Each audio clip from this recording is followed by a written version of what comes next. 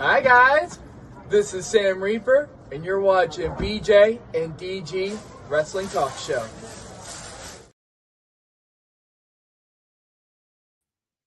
Welcome back, everybody. BJ here, and there's Chef. Hi.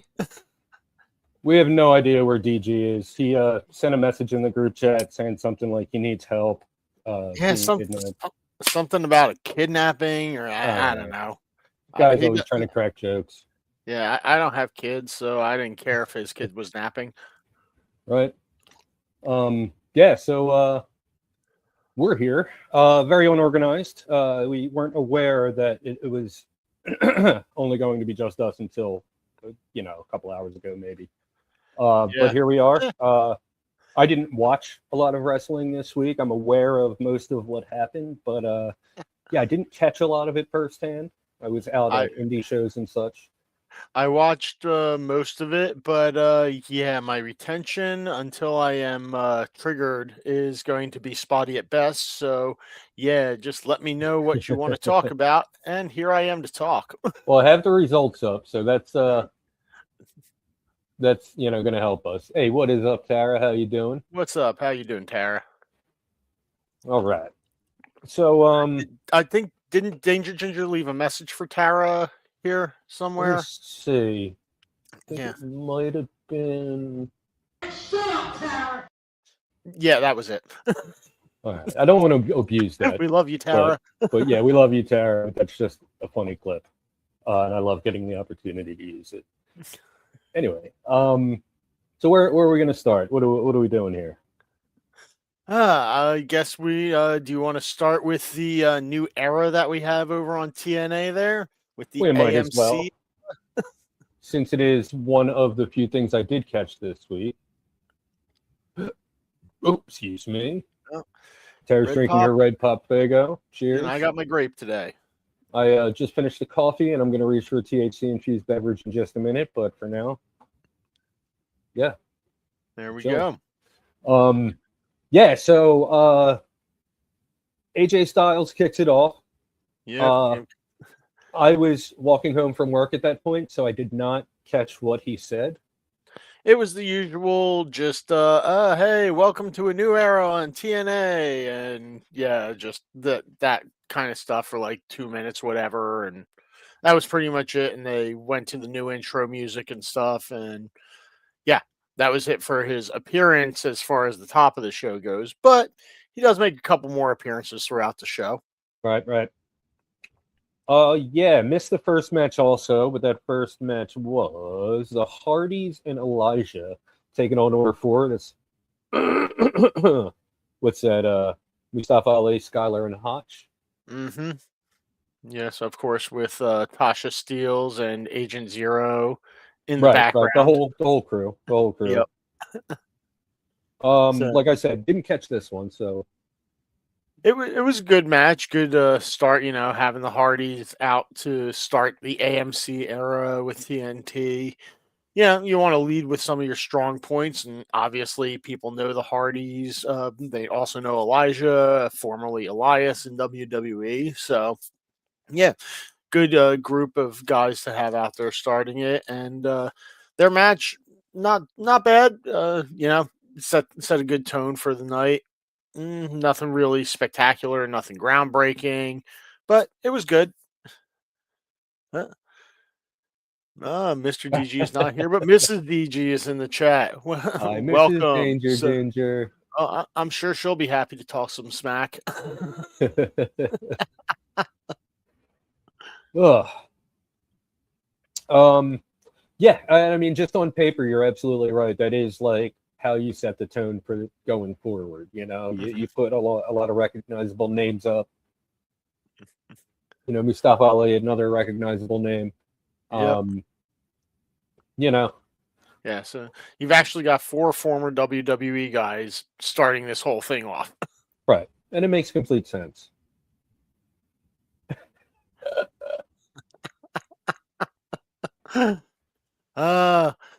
Hey, you're married to him. You're allowed to say that.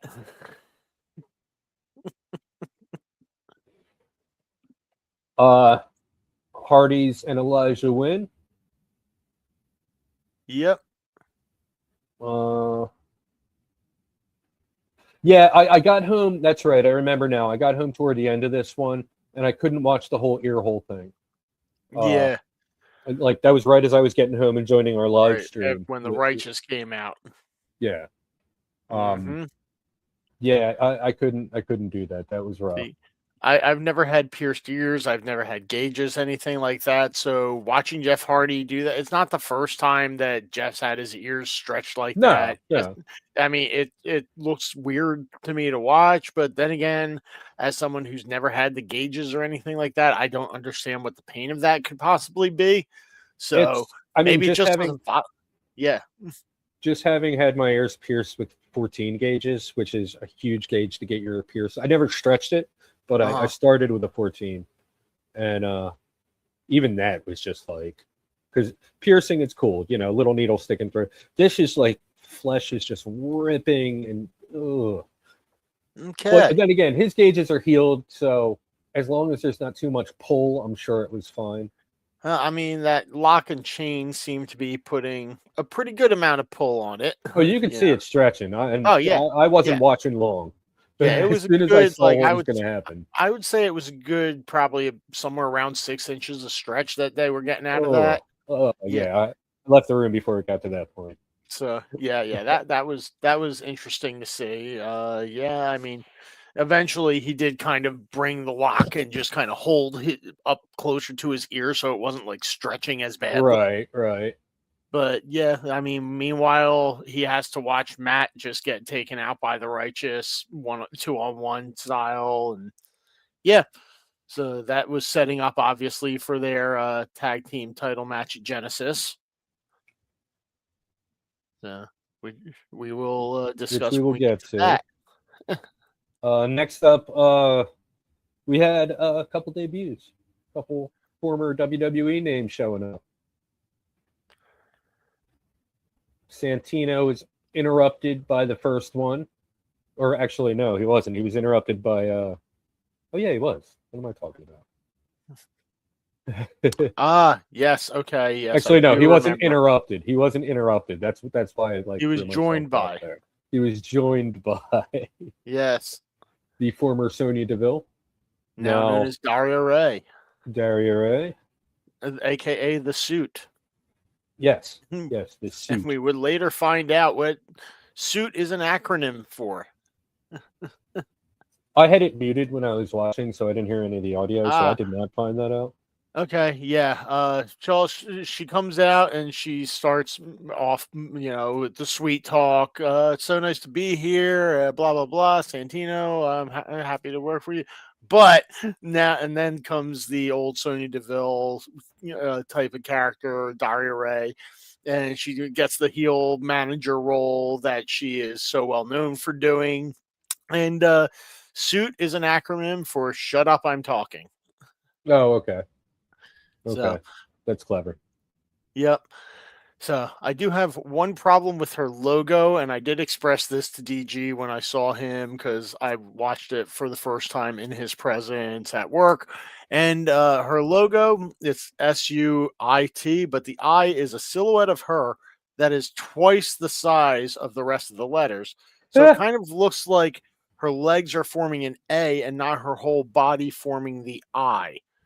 So it kind of looks like it's spelling SUAT. That's just me. I don't know. Might just be me. Like it's clearly supposed to be her standing there as the I, but with the size they made her, it definitely looks like her legs are making an A instead, and it looks like SWAT instead of Suit. I'll have to take another look at that. But yeah, so she says her first order of business is a new hire. Yep. And out comes the former Cora Jade. That's right, Elena Black. Yeah. I was, I saw it and I was just like, okay, how long until she gets hurt and has to go on the shelf for a bit? I popped. If you watch the stream, I was way ahead of DG, and I popped as soon as I saw it. It was before she even. I just saw the Titantron and popped. Okay. And he was like, "You're ahead of me." Yeah, by Yeah. the time she was done in NXT, I was completely over her character, everything. I was just like, she gets hurt too much for me to bother getting invested in any stories that she's involved with because I know it's Yeah. going to be 2 weeks and she's out. So they're going to Well, have to redo everything. we'll see what So they do with her. we'll You see. know, We'll see. Maybe she'll be healthy enough to survive a month this time. We'll find out. I think the advantage of her being in TNA is the lighter schedule. It'll be I mean, like she was tapings only in every. NXT, which is not the heaviest schedule in WWE even. Yeah, but they did a lot of house shows and stuff like that. Like TNA, they like do a lot of like batch tapings. Mm-hmm. So I think that might be beneficial to her, like as far as like not getting injured. Okay. Yeah, We'll just a find thought. out.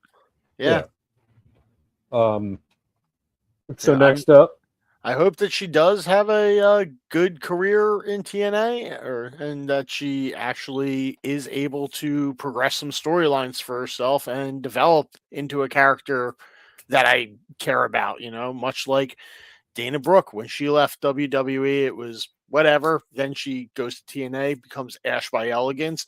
It's an interesting character that she reinvents developed. herself completely. Mm-hmm. Yep. Yeah. Tony Storm, another perfect example.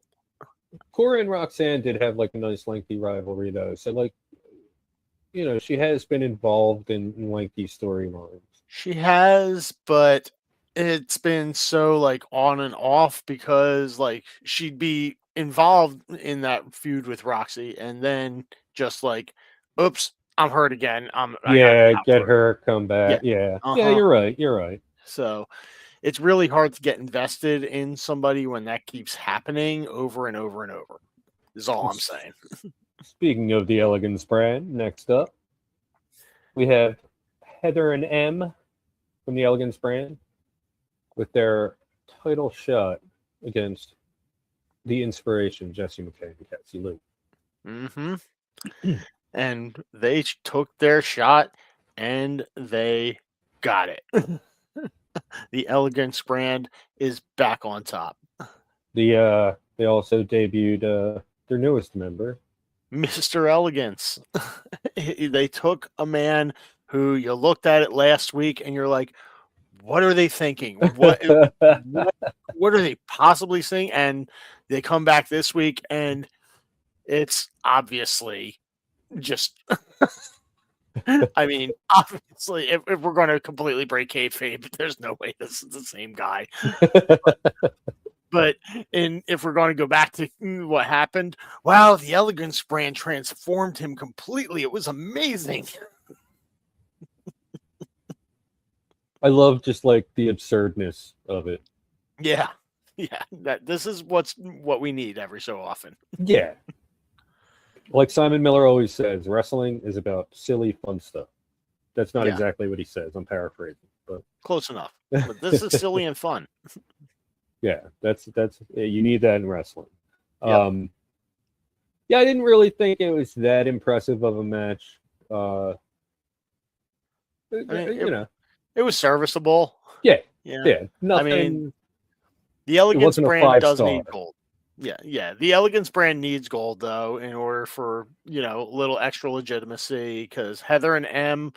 Yeah, they've got a title reign under their belts at this point already, but having a second one now adds their credibility some more even, especially when Ash is unable to compete anymore because of medical circumstances, but great to see that she does have a role there still. Yeah, absolutely. Yeah, this is exactly the way I wanted to see her be used when she made her announcement. Mm-hmm. So I'm glad to see that's actually what's happening. So thank you, TNA.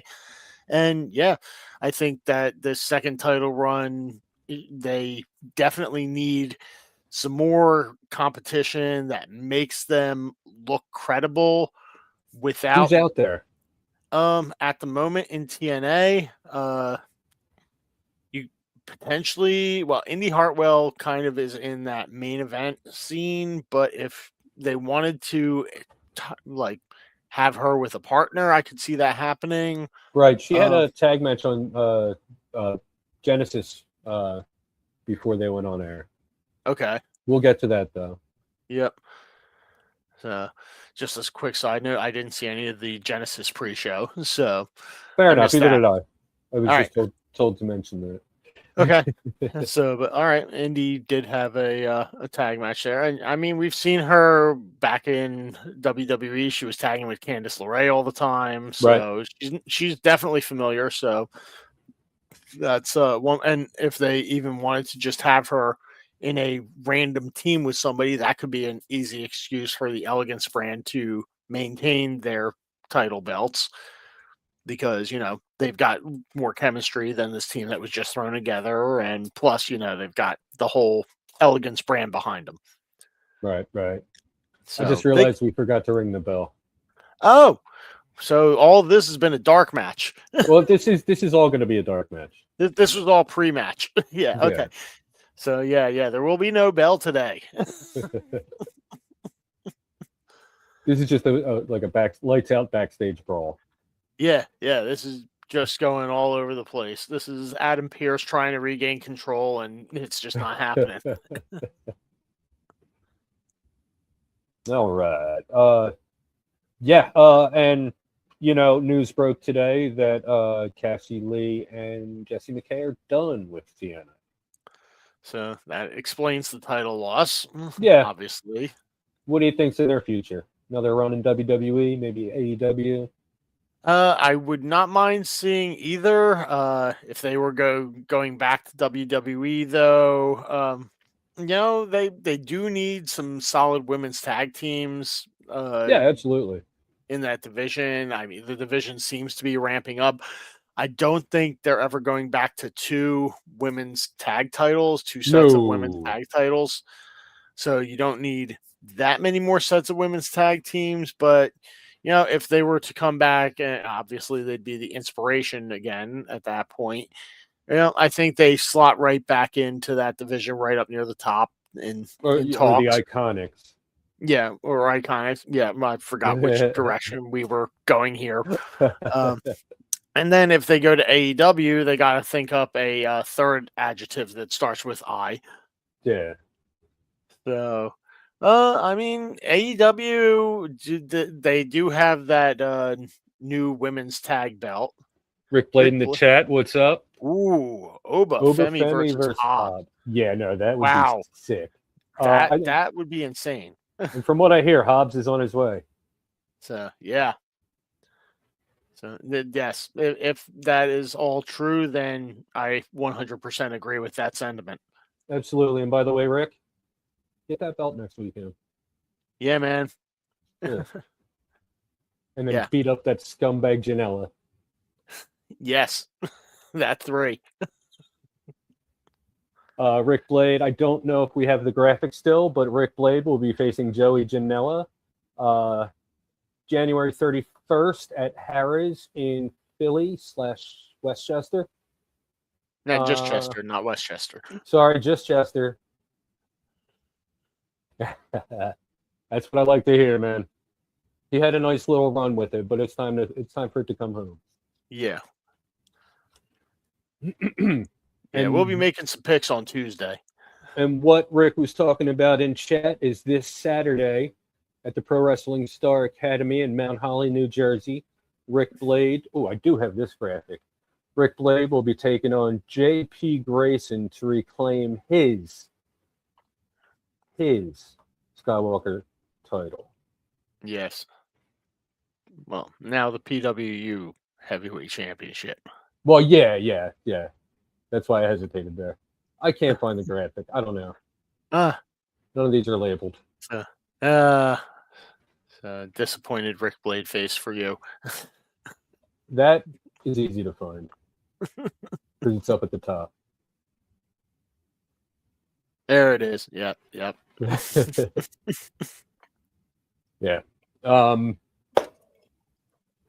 Thanks for stopping in, Rick. Can't wait to see you the next 2 weekends. Absolutely. It's going to be amazing. Where were we? We were at the women's tags. Yes. So So we were talking about, we said if Cassie and Jesse go to AEW, they've got that newly formed women's tag division with those sparkly new titles. I think, that could be a nice little new challenge for them to go and face some of those women there that they have pretty much zero familiarity with. Right. Yeah. Fresh matchups, Now that I'm talking out loud and I'm hearing myself say it, I kind of that's what I want them to do. I wouldn't don't mind know. that. Yeah. I don't know if that's what's going to happen. I'm sure they'll go where the money and the time offers are the best for them. And I hope they get everything that they deserve in their next contract. But we'll see where that is. Yeah. And no matter where they go, they're going to kill it. I just hope they don't get stuck in MLW or something. Or just. Although, if we were to see them in a place like PWU, that'd be pretty cool. I would not mind that one bit, but let's not, That's just selfish of us. Yeah, let's not speculate on that. Yeah, so then there was a contract signing.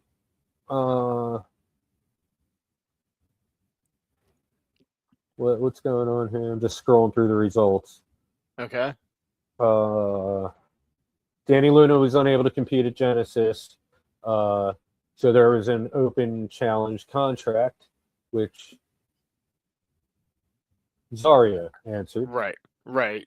So, yeah, against Legging Lee for the women's championship. And, Sol Ruka and Zarya come out. And Sol Ruka basically puts Zarya over and says that she deserves the title shot and she's here to accept the open challenge.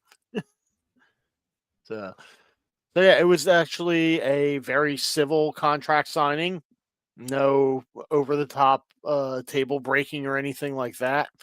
So, all in all, just very chill as far as one of those goes. Yeah, just not much to it.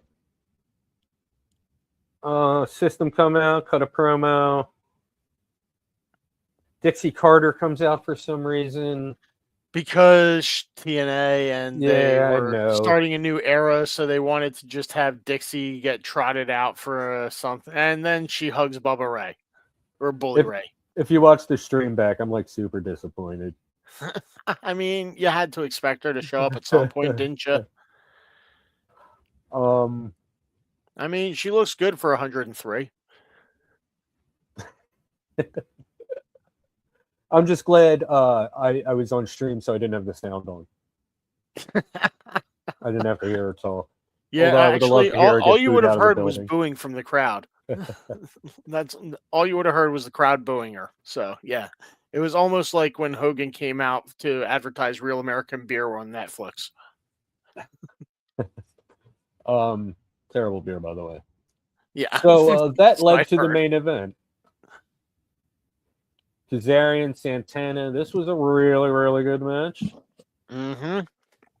Yep. And it was a championship match between Kazarian, the champion, and Santana, the challenger. One that we've seen before, but one that is proven itself to be a hell of a match before, and it was a hell of a match again. And the next night. Yeah, well, because Santana won the belt on the first night of the AMC era. So he deserves it. After talking to AJ Styles, actually that's where AJ comes in. Yeah. He runs into Kazarian first backstage, and Kaz obviously gives him no respect. Like, what, am I supposed to shake your hand and bow down to you because you're AJ Styles? Yeah, how's it? No, man, this is my house now. All that, and then AJ just looks at the title and walks away. And then AJ goes, talks to Santana, gives him a little pep talk, tells him, do what you do best, win.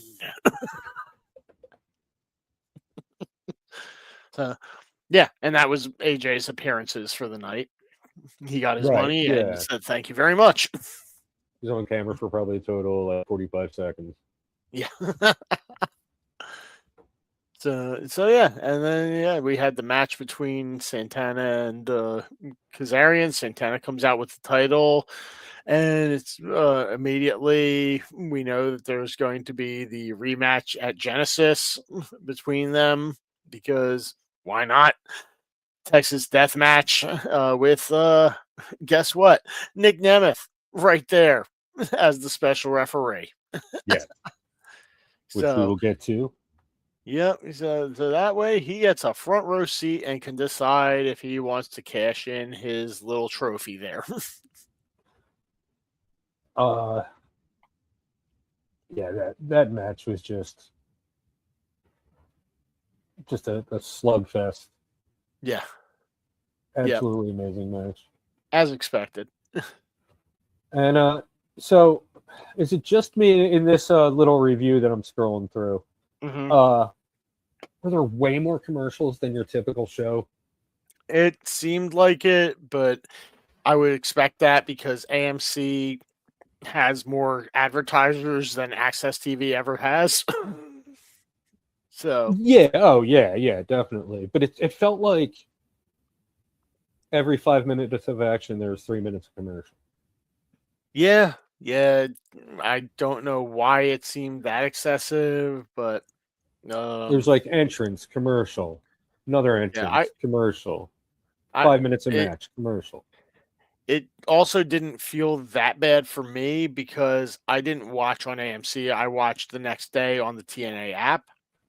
So all the commercials got removed. The only times that I noticed anything other than just commercial being gone was a couple of times in between matches. They just had the crowd being shown, like just a wide shot of the crowd with the ring with nothing going on. Right. And I just fast forwarded past those. I got to say, presentation wise, it looked amazing. Production wise, like it was great. Yeah, it looked good, sounded good.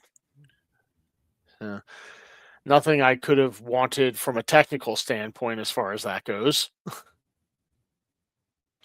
All around good show. Nothing spectacular, but it's a good way to set the tone for the future.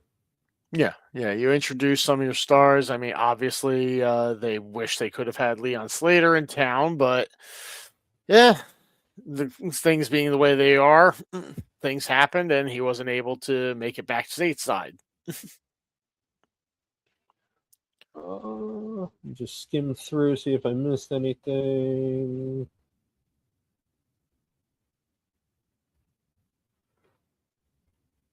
Nope, that sums up everything there.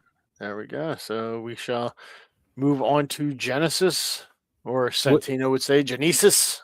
Which, disclaimer, I was out at a local indie wrestling show, so I did not catch Genesis or Collision for that matter. That's okay. I can give you the crib notes because I just watched it today, so it's fresh in my head. Very nice. On the pre-show, which you were not aware of, I got to get this right, so I'm going to look it up. Yep. It was Indy Hartwell and... I'm going to botch this, so I'm looking it up. All right, unwatched match reviews, folks. Yep. Well, this isn't a review. I just want to make mention. Yes. Of this match.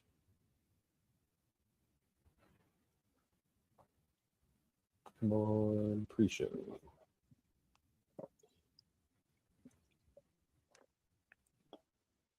That's not the pre-show. That's the main card. Oh, there it is. Okay. All right. So, on the pre-show, the first match on the pre-show was Stax against Eric Young, BDE, and KJ Orso for the for what's that title called? The international title. Yeah, I wanted to say internet. Yet another international title that someone has. I wanted to say internet, and I knew that was wrong. Now knowing that match happened, it makes sense of the promo that Stax and Ariana had later on in the night, and actually on Genesis proper. Right. Because I saw that and I was like, "What the hell match is he talking about? When did this happen? Did I miss something?" And apparently I did. The match I wanted to mention was Tessa Blanchard and Mila Moore, escorted by Robert Stone and Victoria Crawford. They defeated Indy Hartwell and Vicious Vicky. Oh, Vicious Vicky Venuto. All right. Yeah. Nice. Yeah, so DG just wanted to make sure I mentioned that to everybody. Okay. Yeah, Vicious Vicky, what was it, ISPW we saw her in? Yes, we Yeah, saw her I mean, at she's all over ISPW the in area. Pemberton. Yeah. Yeah. So, she definitely deserves the shot on the platform like TNA. Absolutely, yeah. Yeah, I think that if pairing her up with Indy in a tag team, that's pretty big. That shows that they recognize that she's got some skills, that she's got talent that they could use, and who knows, this could be just the start of her just working for them, and maybe even a foot in the door for WWE for her eventually. Yeah, would love to see it. And like, we were just talking about like who's out there in the tag team division. I think this wouldn't be bad to put something behind them. I mean, they'd have to get some wins, but yeah. Well, obviously, yeah. But it doesn't help having Indy. Yeah. But yeah, just wanted to make sure that got mentioned. Nice. Very cool. Indie wrestling. Oh yeah, support indie wrestling. And indie wrestling. And indie wrestling, yeah. So that was it for the pre-show. All right. Now we go to Genesis proper. We had its props. The former Top Dollar, AJ Francis. Yep. Swan. Yep. The formal dissolution of First Class. Yep. First Class is gone. And here we have the original two just duking it out. Yeah. Swan trying to shut AJ up. AJ trying to show that he's the man. He's always been the man. And yeah, I think AJ, in fact, did prove with the way Swan got in some good shots in this match, but AJ Francis overall proved why he was the man in First Class. And yeah, he beat Rich Swann. No surprise. It shouldn't really be a surprise to anyone that happened. So, Swan, yeah, good wrestler, but AJ Francis just doubles his size more or less. Yeah, you put that kind of size on display with that power, and yeah, you're not really doing much, Rich Swann. Thanks for coming. More of a chance than Casey Navarro would have had, but yeah.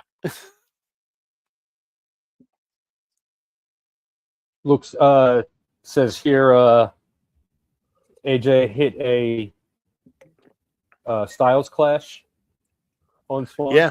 Yep. Sure did. And the crowd wasn't very happy about that. Hey, so be it. AJ Francis isn't there to make people happy. He's there to win matches and make money.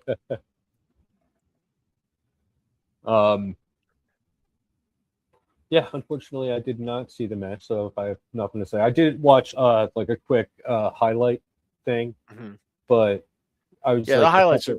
Yeah, that's really all you needed to see of the match. It was a good match, nothing spectacular in it. But it was a good, solid match. All right, moving on. Yep.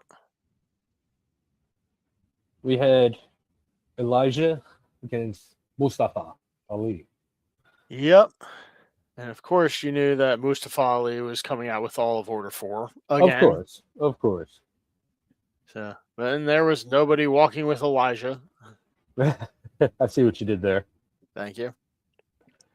Yeah, the whole crew was there. Hutch, Skylers, Tasha, Agent Zero. Yep. So, yeah, Elijah was doing a hell of a job. Agent Zero actually got caught red-handed by the ref, influencing the match, and got kicked out along with the Good Hands. So, yep, no, they all three of them got kicked out. Hey, a Wild Danger Ginger has appeared. What is going on, everybody? We're talking wrestling. You know me, I never miss a show. Hey, always sometimes. Yeah, look in the chat. You'll see Rick Blade's second to last comment. Yes, I was just I was reading that as I came in. I didn't know I always wanted to see that until 5 minutes ago.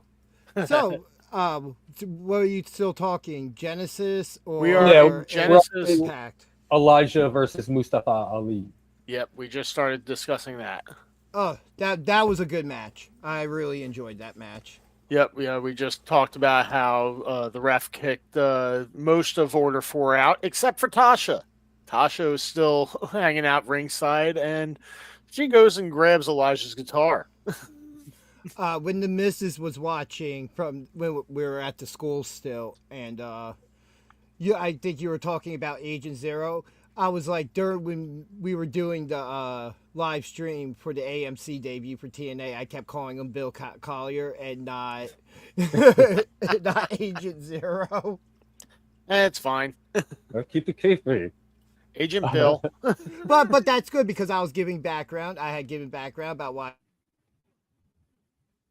him wrestle for Greek Town on Triller and stuff like that. Also, when she was on, the first thing I hear ringing through the crowd was the "Shut Up, Tara" sound clip. Yep, there you go. Oh man, I lost track of what I was just going to say there. I made sure I mentioned the Vicious Vicky tag match. Yes. Oh yes, congratulations to her for being on the pre-show tag teaming with Indy Hartwell Yeah, that's big. Whatever Alicia Fox's name is now, and Tessa Blanchard. Yep. Victoria Crawford. Thank you. And also, there's another congratulations that we have to give out, but we're not going to do that yet. We're going to wait until we start talking about AEW before we do that. Works for me. But yes, I believe I know which congratulations you're referring to. So, yep, know. We'll wait till AEW. Yep. So yeah, Ali over Elijah. Yeah. Thanks to Tasha and the guitar that she introduced, which actually Ali used when Elijah went to give Tasha a pile driver. So yeah. So needless to say, he didn't exactly get the pile driver off on Tasha, and Mustafa hit him with the guitar, and then hits him with the finisher. 1, 2, 3, match over. Yeah, that kind of went exactly how I thought it would in the end. Yep. So what was that? The opening match of the show, right? No, that was the opener was. Yep. That was second match. Yeah. Yep. Right now, we're at The Last Dance. Yeah, that was a good match. There was a lot of callbacks of other stuff. I really enjoyed the commentary for that match as well because they really went back. They vaguely mentioned his WrestleMania match with Chris Jericho. Yeah, and they mentioned that it was the first time that Eddie Edwards and JDC had ever wrestled against each other. They had tagged together plenty of times. They had, all the years they'd been in the same federations and everything. His JDC's final match is the only time they ever wrestle each other. So that's really pretty cool when you think about it. He's like, you know what? My final match, I've never wrestled you. How has this never happened? Okay, this is my final match right here. Makes total sense. Yeah, and then this upcoming week on Impact, they're supposed to be introducing a new member of the system to take his spot. Yep. The search is over. They found their new member, and it seems like it could be in just the nick of time. We'll talk about Moose in a minute. But so yeah. JDC's replacement coming in, and Eddie Edwards, of course, the winner. And you saw the final move there. JDC was just, come on, bring it on. Kind of Cena-esque, just knowing that the end was there and it was time. And come on, bring it, end it. Takes the 3 count and boots in the ring. I love that. I love that all the baby faces came out, giving him a hand afterwards and stuff like that. Yeah, I thought it was very well done. Yes. Oh yeah, I did catch that. I watched the highlight package, but they pretty much covered that whole thing. Yep. So yeah, very, very well done. Yeah, and then after that, we had the intergender match with Ryan Nemeth and Mara Sadi. Yes, formerly Jakara Jackson in WWE. And yeah, like for months, Ryan's had this odd flirtation that he's badly done with Mara, and she just has been kicking him every chance that she gets. And now they finally have a match. And yeah, I mean, it was a pretty decent match for an intergender match. Obviously, they couldn't go full like crazy with it, like some of the intergender matches we've seen in like GCW or like Well, it was anything a like different that. style. GCW Right. goes more like death match, hardcore style. Right, obviously. And even after the match, Ryan steals the win in heel fashion, and Yep. it seems like there might be another match in the future somehow Yeah. with them after that backstage segment. Yeah. So, but it's cool to see and like one-on-one intergender match, not a tag team intergender match where you have to have guys versus guys, girl versus girls. Technically, it's an intergender match, but it's not really an intergender match. That's more like a mixed tag match. Yes. As we go, like that. And this is what I was saying before about doing like the intergender style matches. If they're done right, like you can still get the other talent over without them necessarily being buried, which for weeks she's super kicking the hell out of Ryan. And he was behind the 8 ball in the match and did what he had to do to win. There were legit spots where Mara could have won. Yeah, he did exactly what a heel should do, and that's take away from what the fans want to see. Yeah. That's 101 being a heel. You don't give the fans what they want. Otherwise, you're a baby face. And just like being like the cool heel, like something like MJF, he's not really, he's a heel, but he's also really not a heel because he's giving the people what they want by saying what he's saying. Because people expect it. Oh, no, wait. Did he catch it? I'm sorry, I looked over at the TV, and it's the first time I've gotten to watch football all day. And the Patriots just scored again. So, yeah, that game's pretty much over. 27-16 right now. Okay. Next up. Yeah, what's next? We got Li Ying Lee and Zarya for the that was a Knockout good match. That was a good match as well. Randomly during the match, I mean, a lot of big moves hit in that match. They matched up really well. Like, I would love to see them to match up well. I would love to see a rematch with them at some point down the line in the future, even though it's not going to be anytime soon. I just would like to see it run back somehow. No, they weren't. Go ahead. Sorry, they weren't ever in NXT at the same time, were they? Yes, I think. Yes. There, I want to say Zarya might have been training at the Performance Center at the time. Okay. Zarya came in well. Like Li Ying Lee was Xia Li. She was on the main roster at the time. She was main roster. She just wasn't being used. Oh, no, okay. No. She just wasn't. Okay. But doesn't mean that she wasn't going down to NXT still, So they were still familiar with each other and might have trained together at certain points. Just possibly, at the Performance Center, off days, stuff like that. We can't say for certain that they did not cross paths. No, we cannot. But they were never on the NXT roster together. No, they were not. No. But I want to say this wasn't their necessarily first time paths crossing since the whole working relationship began. Right. I want to say their paths might have crossed once or twice before, but probably mostly on the NXT side. But I'm not even 100% on that. I'd actually have to go look it up. But wasn't there some sort of a women's battle royal that had women from TNA and NXT? Yes. And so they probably were both in that, would be my guess. Yeah. Did you guys happen to talk about the whole Mr. Elegance thing? We did. Just real quick, I'm sorry to backtrack because I'm a little late here. God, was that absolutely amazing this week. Oh, God.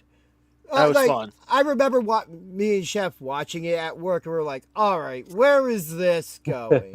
Which, by the way, I did find out who that was. Okay.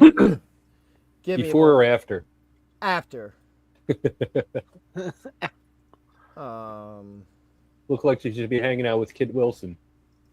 Oh God, don't get me started on poor Kit Wilson at the moment. Yeah. Yeah. I mean, hey, he's got something to do at least. Yeah. Mr. Elegance is AJ Ziggy. AJ Ziggy? So he's not somebody I'm familiar with, but he looks like somebody that I've seen. Is a wrestler. Yeah. Like, I don't want to say he looks like a man. I don't want to say he looks generic by any means, but his face just looks like a face that I've seen before somewhere watching some type of wrestling. Our boss, I think, put it pretty well. Do you remember what he said, Mike? No. He said he looks like his head looks like a midget head, but on a tall body. With almost the abs of Finn Balor. I mean, yeah, once he said it, I couldn't unsee it. But yeah, back to this Knockouts Championship match. I bring up the Elegance brand because they end up coming out during the match, which created a cool spot with Sol Ruka and Xia Brookside fending Teaming them up. off. Yeah, Yep. which was really cool to see. Then we get toward the finish of the match to where the referee's down, and it looked like Zarya had that title won. Yeah, that was definitely a 10 count that she could have had laying there. Oh yeah. Fun. That was a fun match. That was a match. Like I said, I want to see it run back. After the match, Elena Black, formerly Cora Jade in NXT, comes out and puts the champion on notice. Which again, as I said on our show, I think I said it on the show. If not, I know I said it to both of you guys at one point. How long till she gets injured and then she's not on TV again? Yeah, we also discussed that. Just Talking like about I her. said during our show and today, it's a different schedule. I think that might benefit her. The over-under is still 3.5 weeks. I give her to right before she's actually going to have the title match, and then she'll be on. And then she'll be on the Bioflex injury report. She was supposed to have the championship match this week, unfortunately. So now somehow somebody else is getting the title shot, which I don't know because I wasn't able to watch. If you guys discussed how the show came off because of all the visa issues and stuff they had for the debut. We didn't get much into it. We haven't gotten there yet. We were going to basically wait until we got to the X Division, what was supposed to be the X Division Championship match. But a lot of stuff was changed on that debut show last minute due to visa issues. Also, one of those being Leon Slater, who had visa issues and was just lucky enough, which we will talk more about in a little while. Because But it yeah, relates to SmackDown as well. Since you guys kind of already talked about the show, just in my opinion, I thought it was a good show. I know the AMC execs, from what I read, were very happy with the show given the circumstances of everything. I loved how they announced Joe Hendry for the triple threat there. Santino says his name, and he just ends up calling Cedric Alexander at that exact moment. It doesn't get much better than that, to be perfectly honest. Yeah, you say his name, and somehow he appears, you know. Yeah, he appeared via phone. Hey, at least he didn't pull a rock and appear via satellite. Yeah. But yeah, I'm looking forward to see how this women's division plays out, especially with Daria Ray, formerly Sonya Deville, now being the heel authority figure to counter Santino. Yep. Which she also does appear later on in the show. We'll talk about that. We'll get there right before the main event. But yeah, a match I actually really enjoyed was the next match for the tag team championships, the Hardys and the Righteous. Yeah, it was a well-fought match. Especially after that spot from Thursday night, which BJ had just gotten on stream. He's like, no, I am not watching this as they're putting the lock through the gauge. I'm like, oh, so I see we were inspired from Hell in a Cell with Randy Orton. Yeah, we discussed BJ's squeamishness over that. Yeah. But the tag team championship match was really good. I really thought the Righteous were going to walk out with the championships. Yeah, they had a couple of spots where it definitely looked like they were putting the belts on the Righteous. And no, the Hardys kicked out, fought through. And Dutch gets on the mic and says, "This is what we wanted. We wanted to be in pain." So they were trying to get the Hardys to elevate their game again. Like, I guess this is actually what the Hardys have wanted, was teams to push them and to be pushed. And, the Righteous were happy to oblige. Oh, yeah, absolutely. That was really an interesting thing where it's Dutch who's outside the ring, and it's just like, this is what we wanted. Yeah. So I feel like we're slowly pushing. No, not that it's necessarily over, but I feel like we could be getting a push to where we get back to Broken Hardys one more time. Yeah. Because it seems like that's what they're trying to push them to a point to take them out of whatever zone they're in right now. Yes. Yeah, this is more like the old school Hardys, Matt and Jeff, Matt on the mic, Jeff talks every so often, but overall they're happy guys who just like to jump off of stuff. So then the Righteous want to take them more to that darker side of their personalities, that more vicious, broken side. I think once they will get there. They'll get them there. This is definitely not over. Not with the way the match ended, with Dutch's little comment from outside. Outside of the comment, it was a very good, solid win for the Hardys. It was something to where we know the story. It feels like the story's not over, but this was to be the end of it for now, and the Righteous have to work their way back. Mm-hmm. We're like, all right, we know we're going to see this again in another month or something like that. Maybe 2 months. Get down the line. Let the feud build up some. Let the Righteous work with some of the other tag teams in the division. Mm-hmm. Stuff like that. I say it's January now. I say you give it till at least like April or May before you revisit this. I'm not sure of the history of the Ultimate X match, but has there ever been an Ultimate X Tag Team Championship match? Not to my knowledge, but that could be fun. BJ looks like the wheels are turning back there. He's like, has there ever been one? If not, I'm trying to figure out. I'm trying to figure out what you mean by that. Like, so the style of Ultimate X, where they have the belt up, and it's the first person to actually be on the ground or on the mat with the title belt. That they done it in the style of a tag team match instead of just 6 single guys. But there's no X Division tag team cycle. No, but the style of they've done the Ultimate X.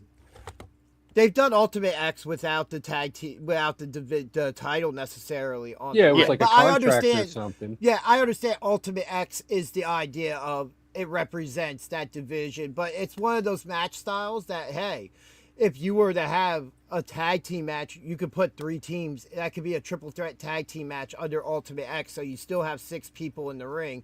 And instead of one person climbing up, both guys have to climb up and get the belts down.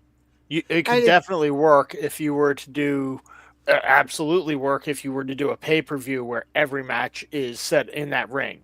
Like, you just have the Ultimate X ring set up the entire time. Every match usually gets to that's take how advantage I of think that that's setup. usually how it is when they have that match. The Ultimate X thing is usually set up outside of the ropes being tied up, just in case of a high spot or something. But then every match is allowed to use all the equipment. It's just something that would be interesting to me because it creates something different to where in a tag team, if both the people have to have the belt coming down, that means you got one guy coming up dropping the belts, but he still has to drop down to win for the team. And meanwhile, you've got everyone else fighting over that one belt that's already down. So the one guy could go up and get the belts down, and then somebody could steal them from the tag team partner. Like, hey, they did the work. We have the belts. We win. We've seen that happen in what was it? The last singles. Ultimate X match where Moose hit a spear on somebody as they were coming down, and he ended up with the belt to win. I forget who it was. I think it was Moose. He hits a spear. Yeah, it was Moose. I can't remember who. Oh, Leon Slater, maybe? Yeah, oh, yeah, where Moose hits the spear and Leon Slater was coming down with the title or something. That's right. That. Yeah, like it creates just that interesting dynamic. Kind of like how AJ Styles fumbled Money in the Bank in the WWF building and Otis wins it. Yeah, he didn't actually have possession of the case. He got it off the hook, but didn't have the possession. And Otis got possession because you got to come down with to catch That's it. the rule, right? You got to be on the ground with it. Yeah, for Ultimate X. AJ Styles ended up taking it off and something happening to where he never grabbed it and it just went through his hands. And he fumbled without possession. Right. Yeah. Right. But they should have called it an incomplete pass and put it back up. Yeah, just a random thought because it's a good way to get the belts maybe off of somebody without them taking a pinfall and not looking weak and that they just got robbed. Yeah. And, it would be interesting, especially the idea that Dutch could be the one on the ground while Vincent is the one climbing up. Or the ultimate thing is the belts come down and they rip the people down and steal the belts out their hands. Yeah. Yeah, just don't ever allow that other team's feet to touch. Yeah. But yeah, like I said, I definitely don't think that this feud is over. House of Cluck, how you doing? Don't forget to powerbomb that like and subscribe button and click the ring bell to get notifications. Yes, sir. I like that. Thank you very much. Pop this up there real quick. Bam. Sundays Pop, and Tuesdays, we be live. Pop, pop. Damn it, now I gotta watch Community. You're welcome. Oh, man. So then after that, we had what was supposed to be an X Division championship match, but Leon Slater, one of many superstars in TNA that have visa issues, unable to make it to Texas. Joe Hendry took his place, so it was this traditional triple threat: Joe Hendry, Cedric Alexander, and Moose. And what a match it was! Yeah, well, it could have been an even better match, but Moose got hurt early. Like that drop into the steel steps, Moose, it looked like he got legit hurt there. Yeah. Oh yeah. Yeah, like as soon as he touched, he just started screaming and grabbed at his back, and he was just not moving. Everyone came over, and he's got a history of back problems. He's obviously a big dude. Then yeah, all the best. I hope it's not super terrible, but you see someone go down like that, and yeah. So it basically turned into a one-on-one match between Joe Hendry and Cedric Alexander. But since it was technically a triple threat, there were still no DQs, no countouts, nothing like that. Yeah, very well done. Joe Hendry picks up the win, which we all know.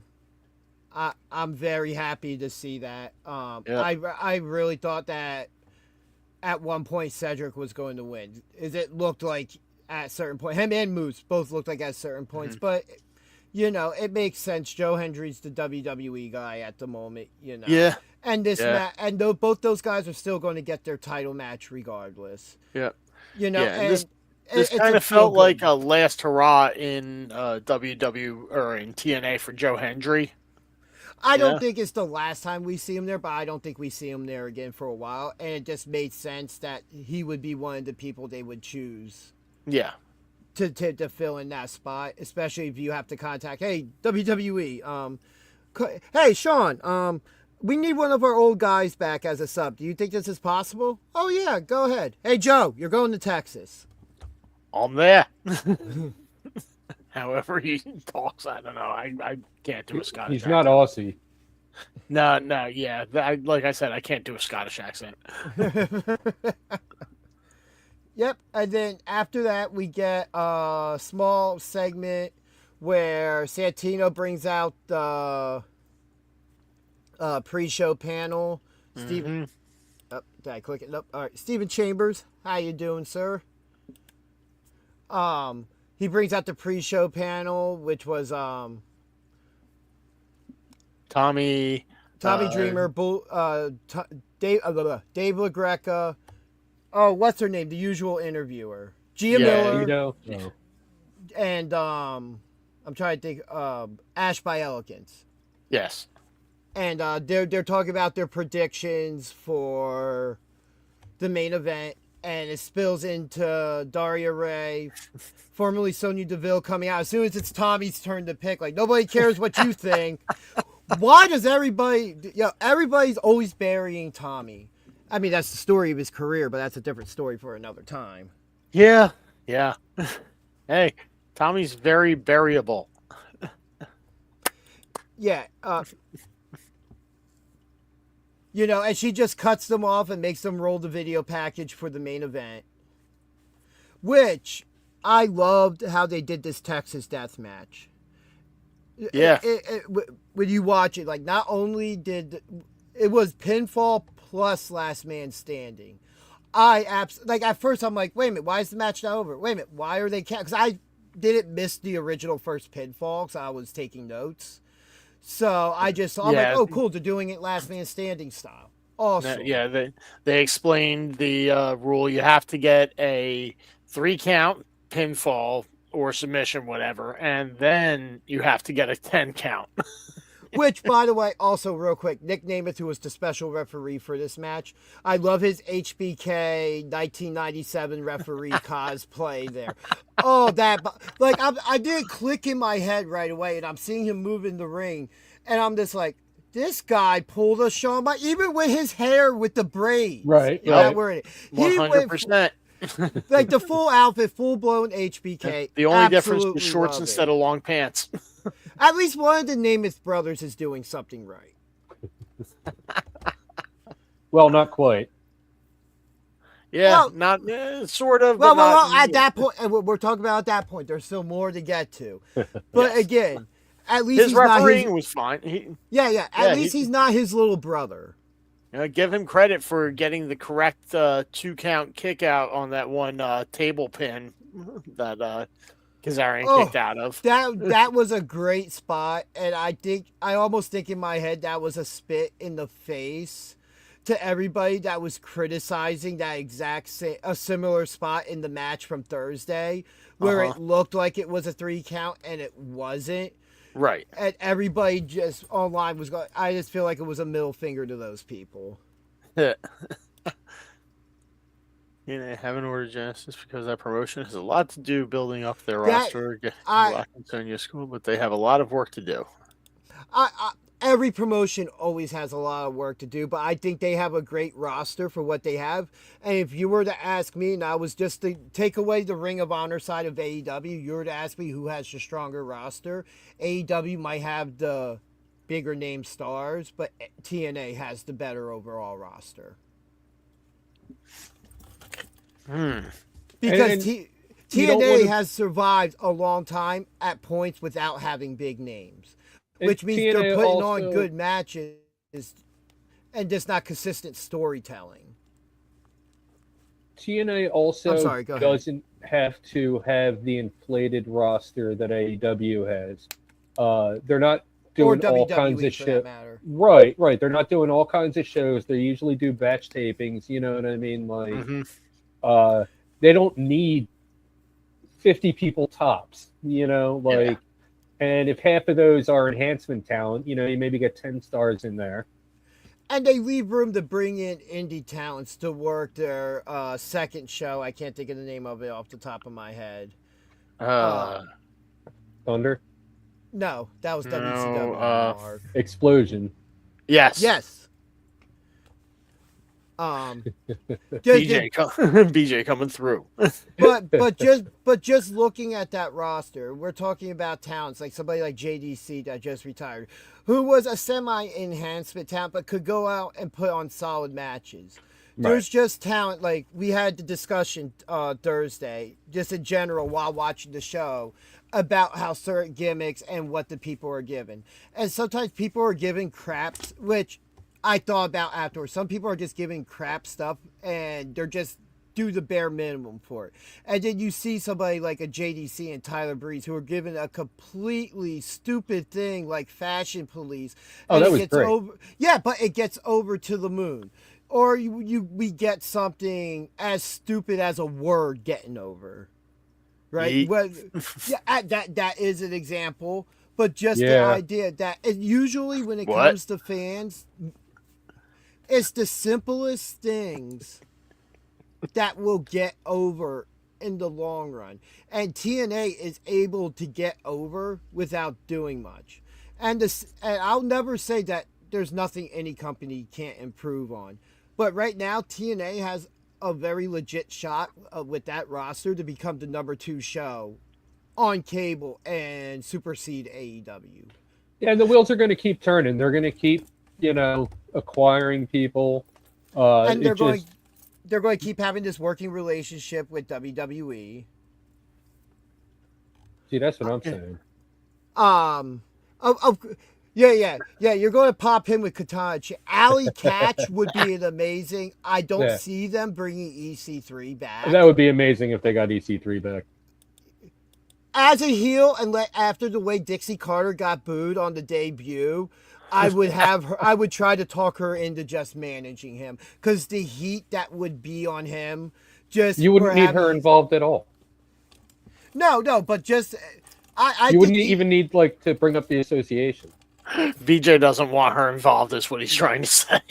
Period. No, there's no need. She didn't even need to be on the AMC. Debut. No, There's no need to involve her. But seeing that- EC3 would be great. You know, I'm going to be honest. If they were going to bring anybody back that was in that role, I would have brought somebody like Eric Bischoff to appear and put over what's going on. But some of his comments online lately, I don't blame him. It's just, fans will always have a sour taste when it comes to the name of Dixie Carter because of what she did and and when she sold that company, bringing in Bischoff and Hogan, who pushed the limit too quickly, taking TNA to Monday nights thinking they could compete with Raw. They weren't ready.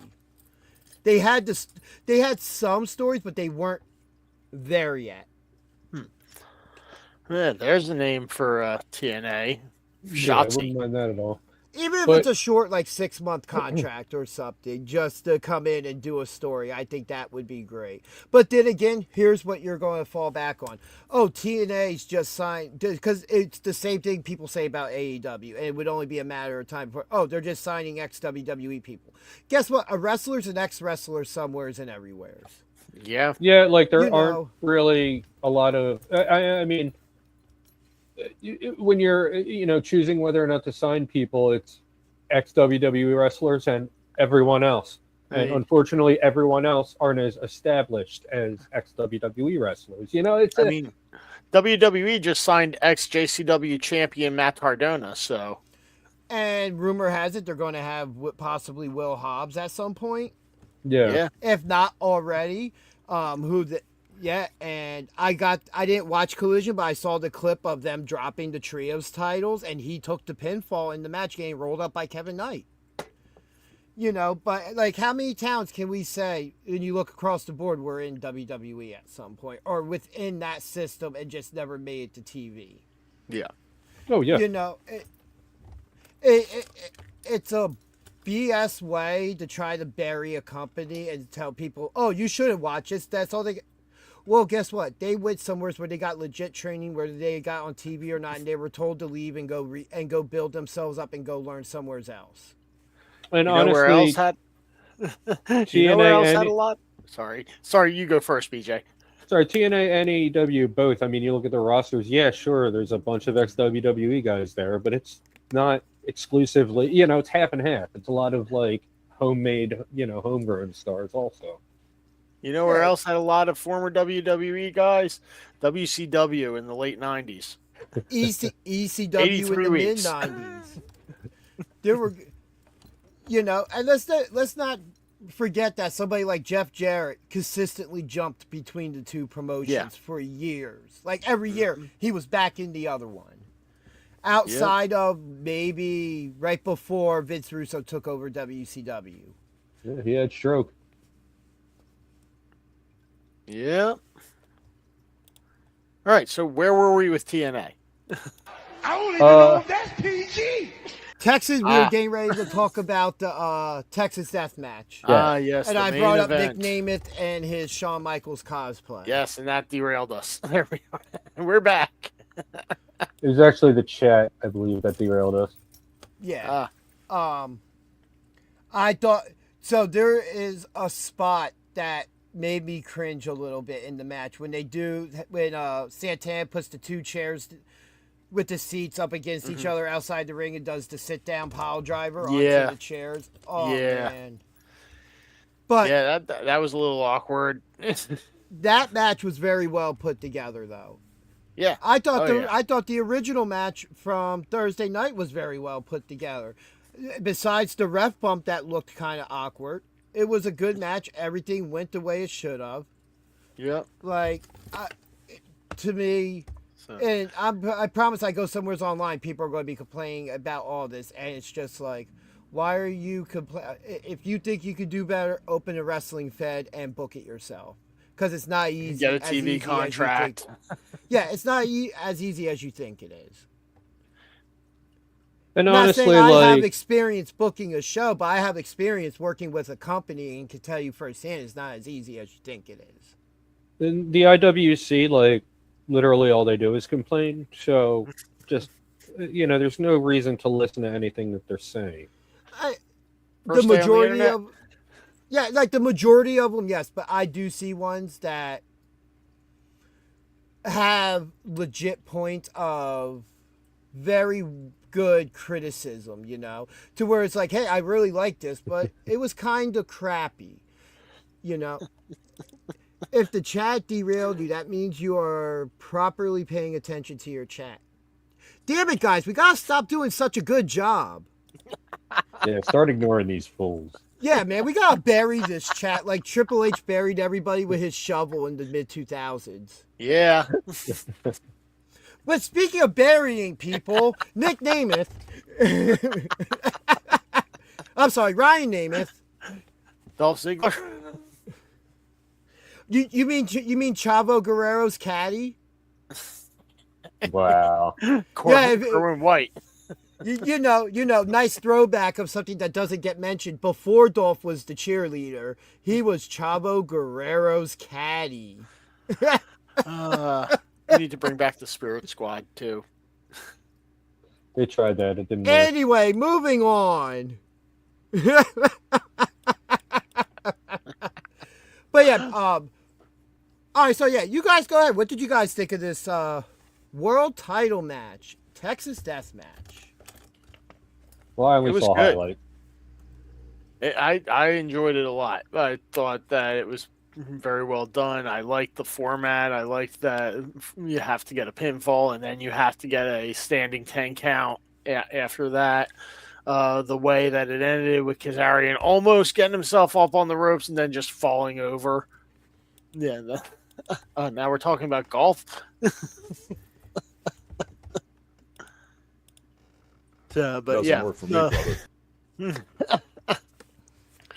So I enjoyed it a lot. There was a lot of great spots in that match. To be perfectly honest, the storytelling for the match was there. Yeah, and I really enjoyed the idea that Nick Nemeth called the match right down the middle the entire time. He did not. He could have interfered in that match at any point. Made it called out another ref, made a triple threat, and stole the win. Well, he wanted that match to go as long as possible, so those guys both beat each other as much as possible. Yeah. So there were a couple of slower counts there that he made. I felt like there were a couple of times where he could have counted a little quicker, but he wanted the match to keep going. Yeah, I really liked the ending of the match, how Frankie did get back to his feet, but he couldn't stay on his feet. I thought that was the perfect ending to the story of the match itself. Because at some point, you could set it up for him to turn around and work his way back to a rematch. Yeah. Like, I have unfinished business. I got up. But then it comes down like, not only were you not able to answer that 10 count, you also got pinned 1, 2, 3. Yep. So it makes them have to work back to it. Yeah, and then you have Carlos Silva come in the ring to put the belt around Santana's waist. You have Nick Nemeth parading him around the ring with his arm raised, and then there comes the betrayal that we were all not even a betrayal, but the moment we were all expecting, where Nick Nemeth goes and they hits, did, yeah, hits they the danger did. zone. So anybody who ever goes to a wrestling school, something you're taught, whether it's a promo or in a match or a segment or something, slow it down. Not saying the longer you wait, the better, but waiting for that right moment. Yes. And the moment was perfect. Carlos Silva gave him the championship. Nick, as soon as he goes over to raise Mike Santana's hand, I'm waiting for a super kick. Like, just because he was dressed, I'm like, you're dressed like Shawn. You got to pull the Shawn Michaels thing. You got a super kick. There was no super kick, though. It was the danger zone. Danger zone. Oh, we need that sound clip for Archer. Lana. Danger zone. But yeah, he hits that, and before the referee could get in the ring, after he goes outside the ring, Santana hits spin the block. Yep. And it stops. And Ziggler's out. He's just out. Yeah, and then show goes off the air. They did a great show for Genesis. I can't wait to see how they follow up now with a lot of the new signings and stuff going on, and where the future of TNA is on AMC. Yeah, and there's going to be more debuts. There's going to be, there's going to be more shakeups. We're going to have more. We're going to have more crossover with NXT still. It definitely seems like there's a decent amount of investment to where instead of them sending the big stars over, like they should have been kind of doing from the beginning, sending some of the more mid-card talent over there so they could work more. Like somebody like Stax being international champion is great for him. Just like I thought it was something great for somebody like JC Jane and Trick Williams. They can now call themselves legitimately former world champions now. So like Trick Williams is already a former world champion. He just got called up to the main roster. He became a world champion in NXT, not holding just a company branded title, Like, we're not talking about the WWE Championship, or the World Heavyweight Championship, which if you go to another company is still considered being a former world champion. They already have something to their credit coming up through that system. But yeah, that pretty much wraps up the TNA portion of this show, which we don't get to talk much about TNA like that. No, we just spent over an hour on it. An hour and 17. And I was only here for the back half of it. So, if that much. We started like 45 minutes late. So let's talk about Gunther and AJ Styles from the main event of Raw this week. Sure. I absolutely loved not just the match, but I loved the ending of the match. Yeah. It was such a Gunther thing. Yeah. With how he's in AJ has him in the submission hole in the calf crusher. And the referee's looking at, and he tapped out on the backside where the referee couldn't see to force AJ to release the hold. That's where the name the Ring General comes in. He knew the referee's position. The referee wasn't going to see it. It was going to distract. AJ would break the hold, think that he won, but the referee, I never saw it. How can I call for the bell if I never saw it? And it definitely sets up another match. And I like that this isn't just a one-off to retire him.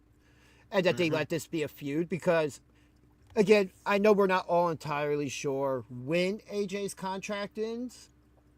We just know it's sometime in the first quarter-ish of the year.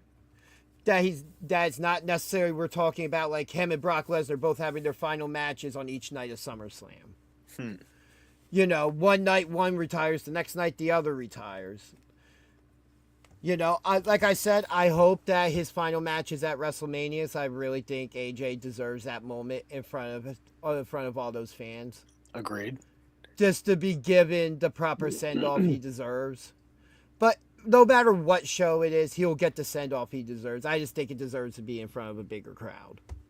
I also hope we get to see AJ Styles in TNA one more time having a match, because I thought it was interesting how he was eyeballing, like he was Randy Orton and it was Cody Rhodes holding that title, and he's just eyeballing it when he appeared on Impact this week.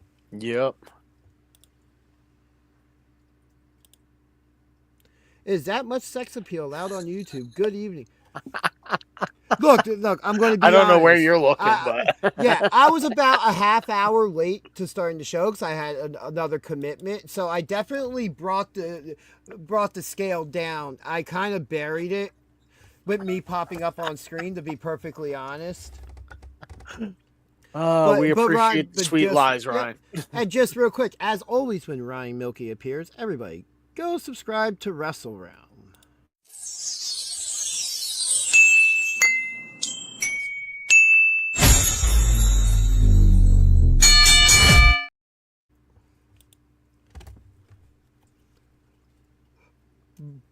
But yeah, talking about the Raw main event, like I said, I hope this feud continues on and it ends at WrestleMania. Yeah, that feels like the right spot. Especially not just for a retirement moment, but for Gunther to now retire somebody on the biggest show of the year. Yeah. You're going to be able to carry that momentum at least halfway through this year to get to Brock Lesnar. Plus, with the way this first match ended, you can still have the crowd yelling you tapped out at Gunther. Oh, yeah, which I love it. It's something that, again, as I was saying, as a heel, he's taking stuff away that the fans want. Mm-hmm. He's doing things in the right way as a heel.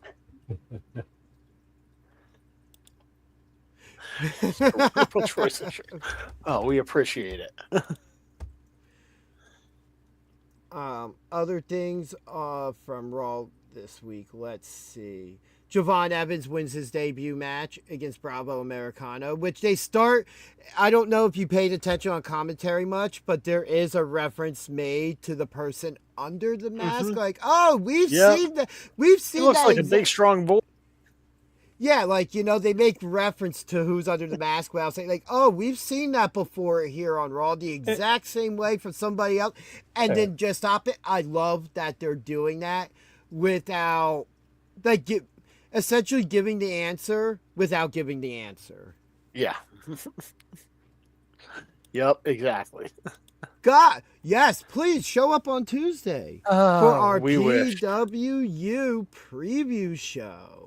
I'll tell you what, though, on Saturday, there are 2 wonderful women's matches that are going to be taking place. Pull a hamstring in that shirt. Yeah, what you got on your shirt there, DJ? Oh, this is my no, it's my Dragon Ball Z polo style shirt. So it's the Dragon Balls. Dragon Balls on it. There you go. Yeah, look like rubber duckies. You're a rubber ducky. You're right. How'd you know? That's why Ernie loves him. Another big segment from Raw this week. The whole thing with Adam Pearce and Braun Breaker. Yes. Oh, man. Pearce got heated. Yeah. It's definitely going to be interesting to see how that pulls out. Braun Breaker now indefinitely suspended. But we'll see how long that lasts, because as we all know, Heyman can help get that taken care of.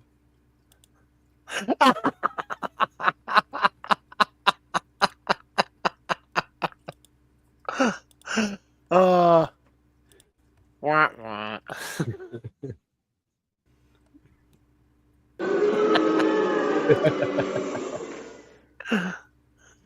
So be it.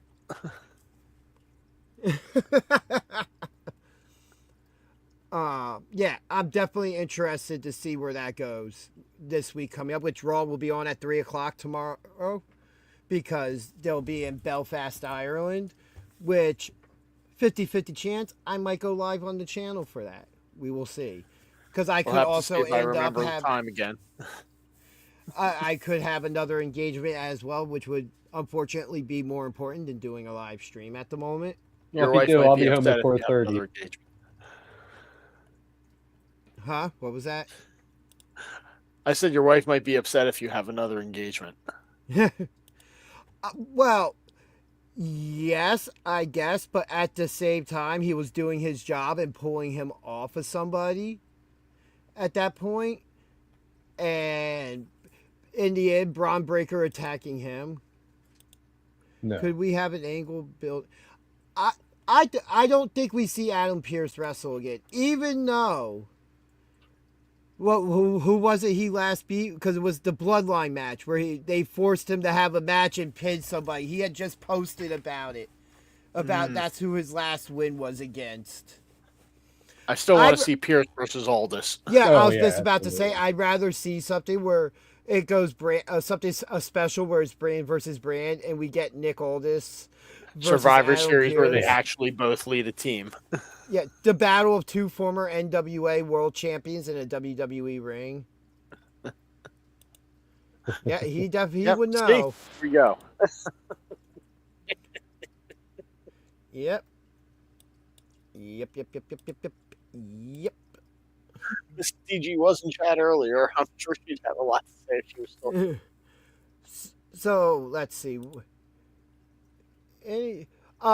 Just real quick to touch on something from NXT. They're planning on doing qualifying matches for a 6-person ladder. Well, 5 qualifying matches, I guess, because Ricky Saints has somehow automatically been put into the ladder match for the because his mouth is so loud. Yeah. I'm assuming somehow Tony D'Angelo gets into it after the way the show kind of ended this week. Oh, I fully expect Tony D'Angelo to be in this. I'm kind of hoping Tony D'Angelo wins it, honestly. Yeah, this new look and new attitude that he's come back with, I like it. And still getting used to it, but I like it. We still don't know whether he's heel or face, or whatever. Doesn't matter. Either. Yeah, does not matter at this because he hasn't spoken yet, so we really don't know what's going on with him. Yep. But he took out both guys after the Joe Hendry Leon Lennox match. So and then he put Joe Hendry on top of. Yeah, I'm like, well, okay. And then at that moment, I also realized him and Joe Hendry also both have the same finisher. Yeah. The standing O, and then whatever Tony D'Angelo calls his finish. Yeah, whatever his version of the choke slam is. Yeah. Yeah, NXT was a good show this week. We had Jada Parker return as well. Yeah, it looks like her and Blake. Yeah, her and Blake Monroe looks like that's going to be a thing for a little bit. I'm good with that.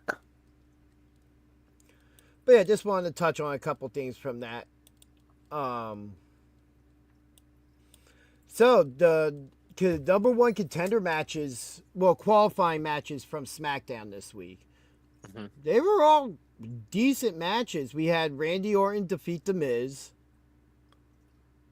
As it should have been. Yeah, we had Trick Williams defeat Matt Cardona. Yeah, as also expected. Damian Priest defeating Solo, which we knew Wyatt would somehow get involved in that. Yeah. And Sami Zayn with a bit of a mean streak during his match with Ilya Dragunov, picking up that win. Okay, so that's what happened. My DVR cut off the very end of SmackDown.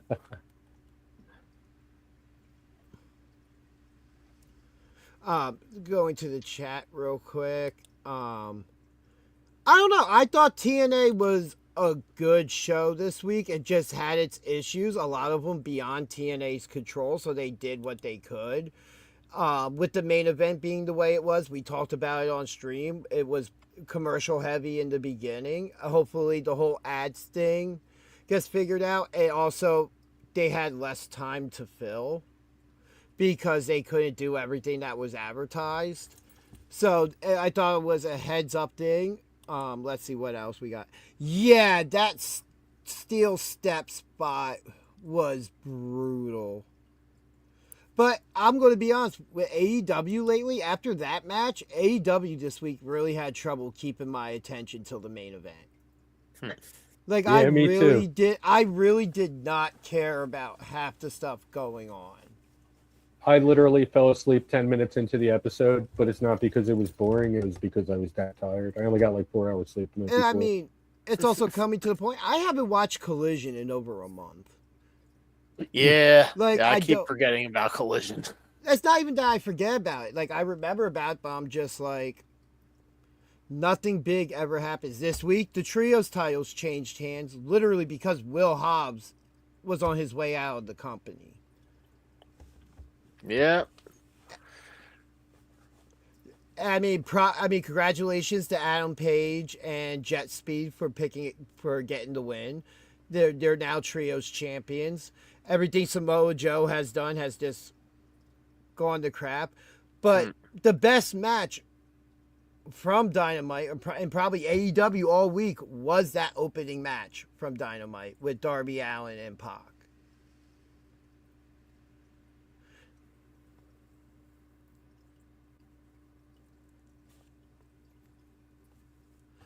I mean, it's not really a merger.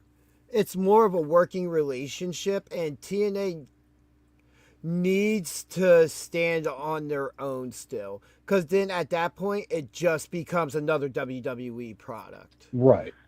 There were a couple issues with production, but it's also something to where I saw online people complaining about, not really being able to hear the music when they're coming out.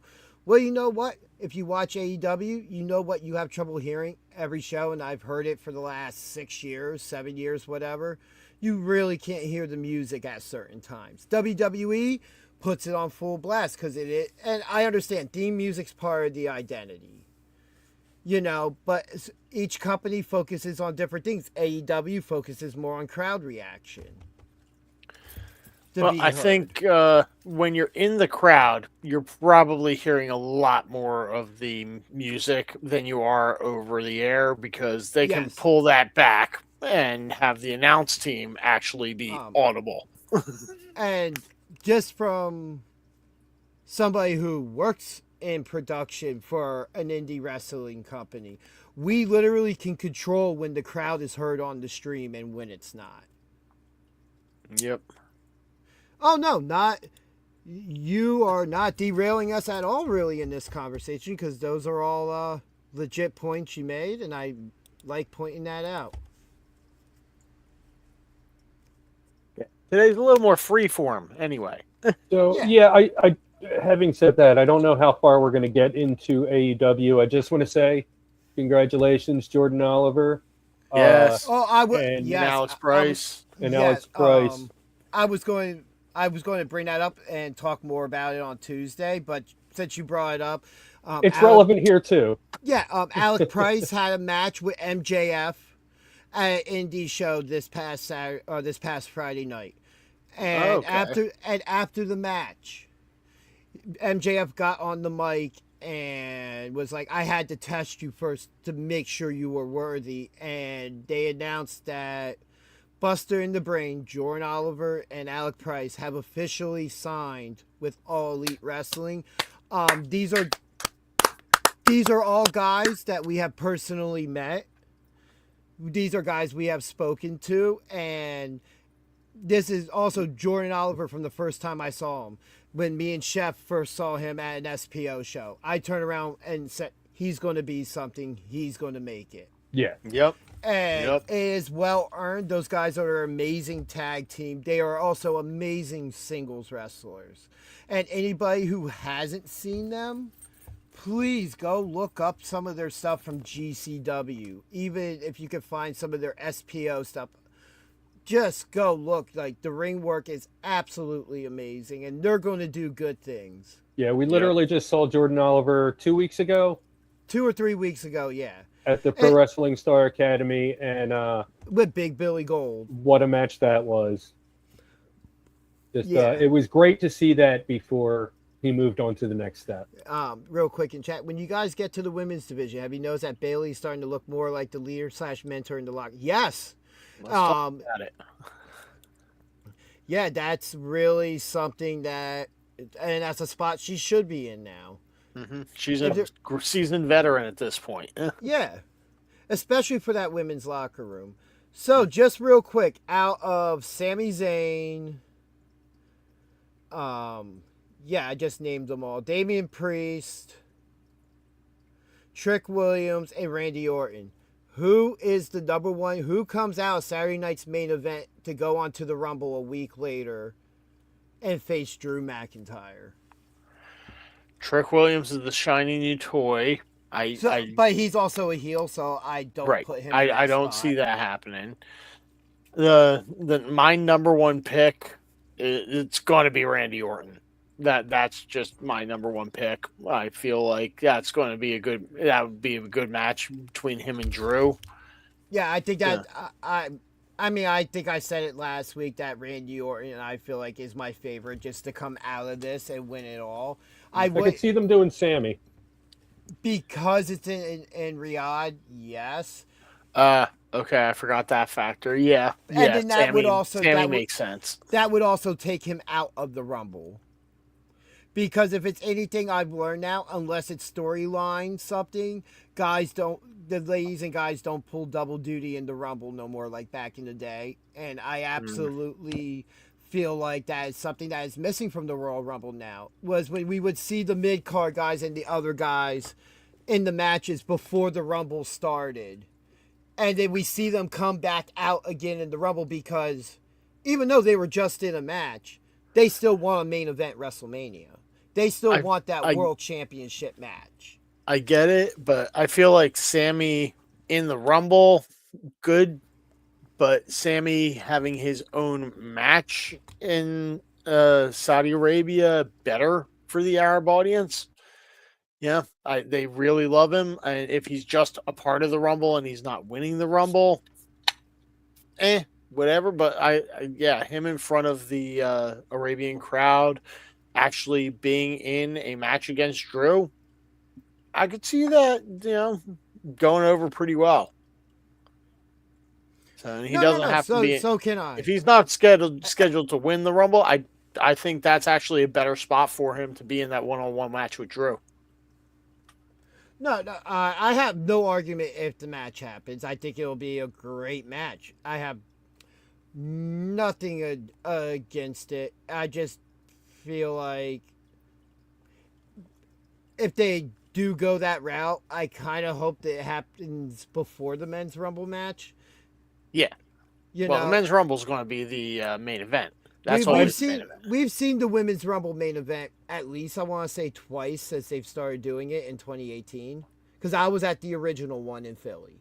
Okay. And that main evented that show because it was the first one. That makes sense. I feel like the women's Rumble is usually the opener at this point, and the men's Rumble is the main event.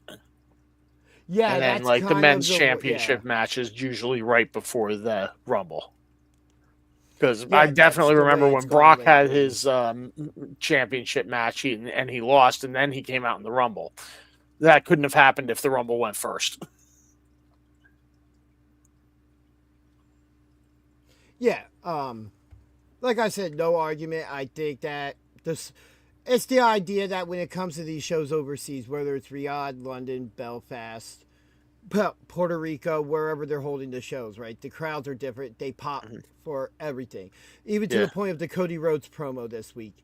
There was a point where they booed him during his promo, but then when Jacob Fatu called him out, they were cheering when he came out.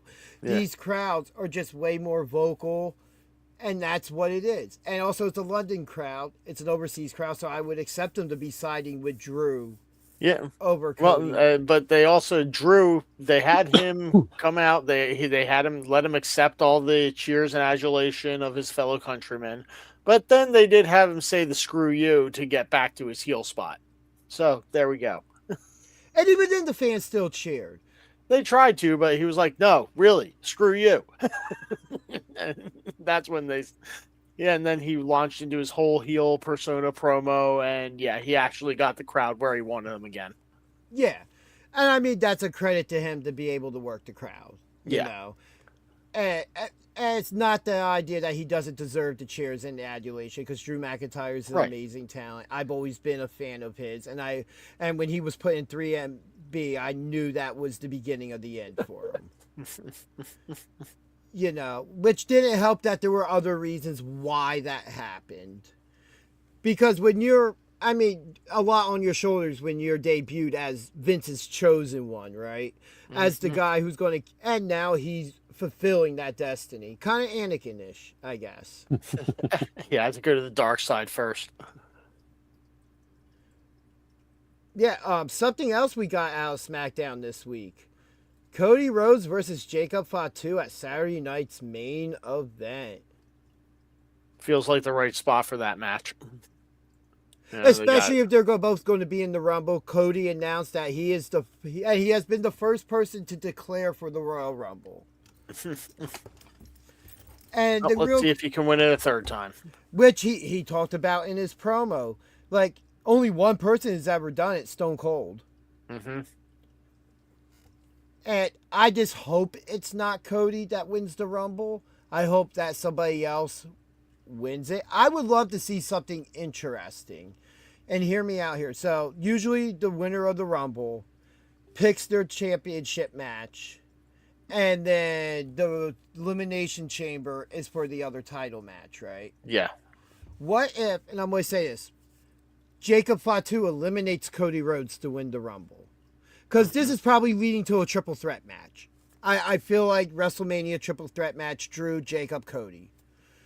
And Cody wins the chamber, and instead of taking the World Championship match, he puts it up and says, I don't want a shot at CM Punk. I want my shot at Drew and Jacob. Yeah. Maybe. Because think about it, you're automatically going to assume, and you don't announce it. I think there's other ways to get there. No, I think there is too, but it creates an interesting twist to where Adam Pearce brings Cody on the Raw, like, hey, we're going to do this contract signing tonight. CM Punk, Cody Rhodes, main event of night 1 of WrestleMania for the World Heavyweight Championship. CM Punk comes out, Cody comes out. Well, no disrespect, Pepsi Phil, but I'm not interested in your championship. I've gone over your head, Adam, and I've gotten permission. Instead of using my title shot for this, I'm getting inserted into that match as a triple threat. And now we can work back around to possibly a Braun Breaker CM Punk match at WrestleMania. Problem with that is you need to have your quick build planned like immediately. Well, because you're now not going to have your Elimination Chamber guy that everyone was expecting to see in this match over here. So now you were expecting to be able to have all this build up there and everything, but if they were to do something like this, I feel like we would have to simultaneously build of the number 1 contendership from Raw. Like, you would start planting the seeds for after Rumble. Because the idea has to become that feud has to continue with Cody going into the being announced for the chamber still. And this is all predicated on Fatu winning. Yes. So it's all hypothetical at the moment. I am sticking with my pick at the beginning of the year. Thrash Gecko Podcast. How you doing, buddy?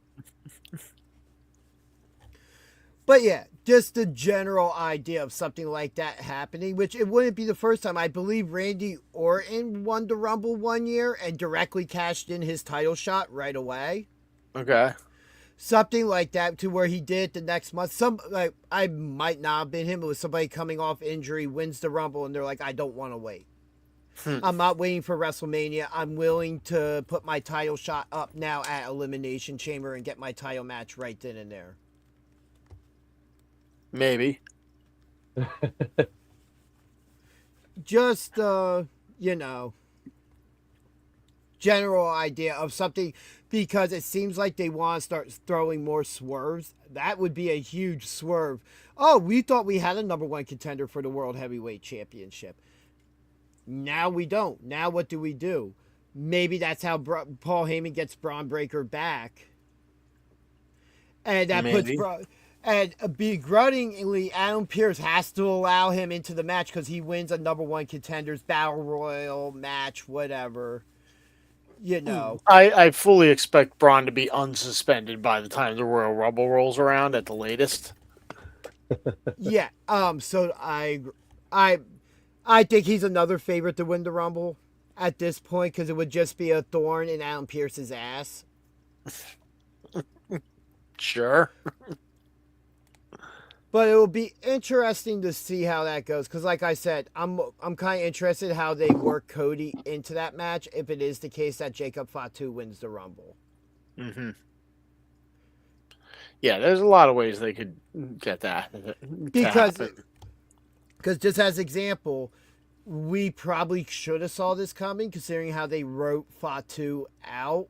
And that the prime two suspects from the start were Cody and Drew, who Drew stands by saying it wasn't him. Mm-hmm. He made sure to make that clear this week. Who was he talking to backstage? I know I wrote it down, and I can't find it at the moment. Maybe I missed writing that one down. It's quite possible. The lot going. Here's the twist. It was actually Solo. Was it Solo? I'm just saying. Here, that'll be the twist. It was actually Solo that put Jacob out. So now Bloodline 8.0 is just slowly imploding, thanks to Jacob Fatu coming back in there. Like, why are you guys listening to this lantern stealing idiot? And then Fatu's going to bring in Rikishi to go up against Solo with him. Father versus son. The Samoan version. And the other thing on our bullet points this week to talk about, the United States Open Challenge, which Carmelo Hayes has continued, which I really like. Thank you, sir. Thank you. It's not rubber duckies.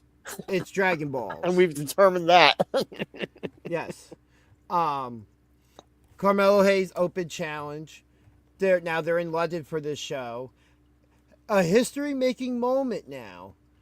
Because now the Open Challenge is answered by TNA X Division champion Leon Slater.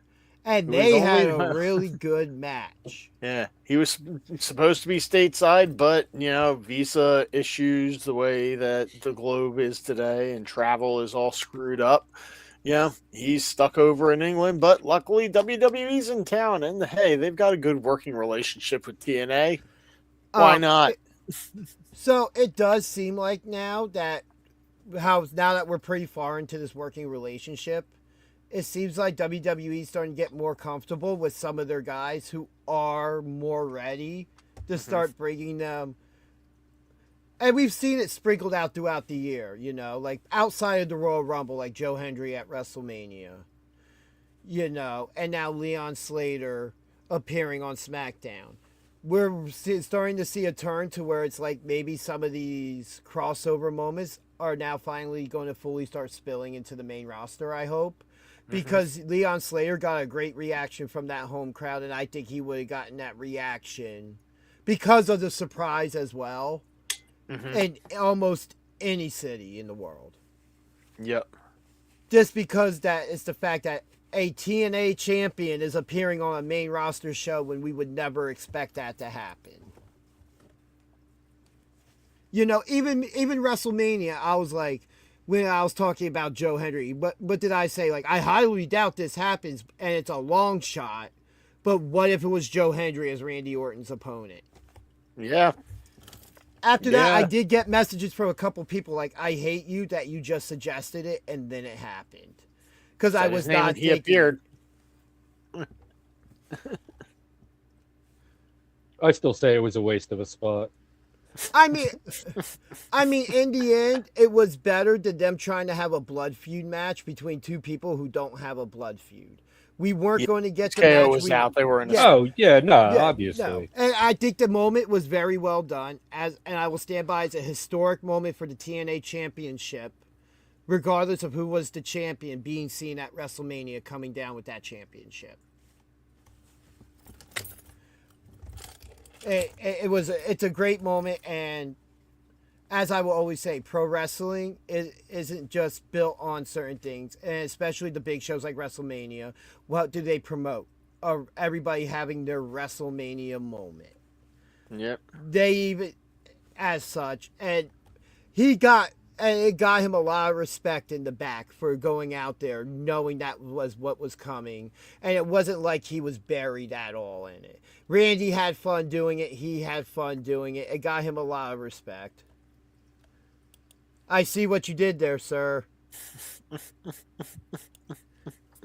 But yeah, the U.S. Open Carmelo Hayes and Leon Slater put on a good match. Yep, sure did. Considering I don't think they've ever worked with each other before.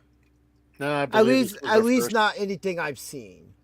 No, I'm pretty sure this was most likely the first time they ever faced each other.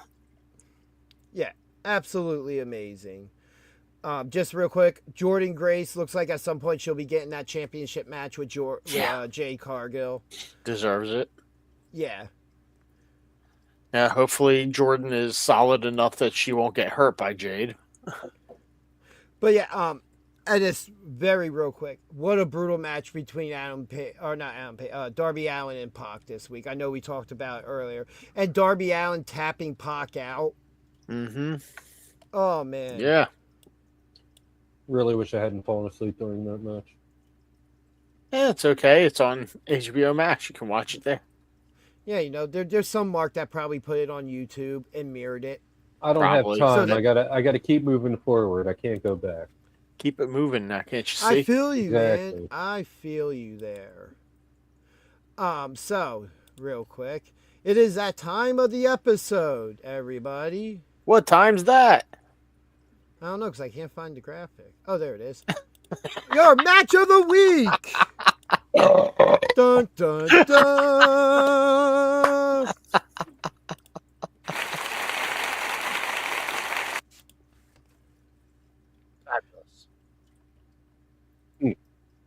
So, oh, come on. Now this thing's not going to let me scroll. Great. Nope. No scrolling for you. All right, well, you guys talk about that. I'm going to pop out and back in. Okay. So, you want to go first or you want me to go first? You go ahead. I have some thought to put into this. All right. Well, my match of the week, I am going with the main event from Genesis, that Texas Death Match for the TNA title. That was a hell of a match between Kazarian and Santana, and yeah, just the entire everything surrounding it with Nick Nemeth and his potential cash in that he could have had, but was foiled. So, and just the whole match itself, great match, very well done. So, yeah, Santana Kazarian from Genesis, my match of the week. BJ, your match of the week. I'm gonna go Gunther and AJ. That was my match as well. That was a home run right there. You Great know what? ending. I'm going to be honest. I kind of have a 1-1A, and it's very rare for me because usually I'm like 1-1-2. But Darby Allin and Pac was an amazing match as well, and I know you fell asleep watching it, as you said, but Not because it was boring, because I was real No. tired. and that was that. And that was the best thing I saw on AEW for everything I watched, to be perfectly honest. But yeah, if I have to pick between that and Gunther AJ, I'm going Gunther AJ. I love the ending of that match. I love how that story is going to be continuing, and I hope it continues to WrestleMania, and it's not just some blow-off we get at Elimination Chamber or some another Saturday night main event spot where it could be on a bigger show. But hey, with our matches of the week, we got a pretty good spread across all the companies. So, and actually, Texas Death Match is up there for me as well. I thought that match was absolutely amazing. So I only saw highlights. My point being, like, all of the companies are doing well right now. Yeah, absolutely. Honestly, a point could be argued that WWE has the weakest of the storylines going on out of all three of those companies right now at the top. So, I will say in the case Raw, yes. Smackdown, no. I'm saying an argument is there to be made. Yes, yeah. But if we're going to talk across the board of all three shows, then yes. Unless I'm breaking the brands down individually, just to be fair when we're looking at it, because it is what it is when it comes to that. WWE is basically 3 brands in one. Yeah. Well, for AAA, which had a show, which I still have to go back and watch their Fox I forgot debut. about AAA happened this weekend. That's actually on YouTube for us here. Yes. So that would be something that I was planning on watching this morning, but I woke up kind of late and then had to go to the school. But in other news, real quick, just to cover, don't forget to catch us this Tuesday, 6 p.m., as we will be previewing PWU Sub-Zero. Yes. With a lot of great matches. We have apparently a food fight, eating contest, which I'm going to try to talk myself out into this whole apparently Charlie still needs some competition for this, so I'm saying all 3 of us should enter against him. I think it would be hilarious if it was just a solo demonstration. Just Charlie comes out with a good cooler. Eats an entire cooler of ice cream sandwiches and then leaves. But if any wrestlers or talents are watching this and you're in the area, come to the Bull James Pro Wrestling Seminar at the Pro Wrestling Star Academy at 2 p.m. before PWU Sub-Zero. Yeah. Open to all skill levels, $25. I think that's a fair price to learn from this man, if you ask me. Yes. And while he's in town, he will be having a match. Yes, and we will get to that. We have Sam Reaper who will be there. The final appearance ever of the Batman of Burlington. Declan Grant will be returning to action. Skills to Grape will be there. Todd Rod as Rerun will be there. Always a good time when that man's around. Oh, yeah. I tell you. We have a special attraction 6-man tag. The Shot Callers and Battle Rapper Big Rel taking on the tag team champions, Silk City Kings, and AJIF, who turned on the Shot Callers to begin with, costing them championships. We have Lucky 13 taking on Rulo, who will have Lavari in his corner. Keep it moving. We have The Flip taking on Tarzan Duran. Yeah, that's going to be a sick match right there. Contrast to styles right there. Speaking of Bull James, he will be taking on Billboard Billy Gold. That match is going to just be explosive. Yep. And for lack of a better term. And then we do have a women's match as well. Brittany Blake taking on Vita Von Starr. Yeah. We have for the PWU World title, Rick Blade finally getting his one-on-one rematch against Justified JP Grayson. As mentioned earlier in the show. We also have Pat Dynamite defending his Skywalker Championship against Corazon, a member of the New Japan Pro Wrestling Academy. Been a minute since we've seen Corazon. Looking forward to that. And then in a career casket match, which, by the way, if you attended the show, SPO Live, this past Friday, the casket was there on the side of the entranceway. Saw that on Instagram. Yeah. Kid Legend will be taking on Face. And from the way it sounds, Loser's career ends there. Also on Tuesday, we'll be running down what happened last week at SPO Live and what went down at Mawa. Yep. Since you guys are winding up, after careful consideration, I've decided that you can refer to me as ABCD instead of Archives if you wish. I'm still going to go with Archives. Spelling Abkada. I'm still going to go with Archives.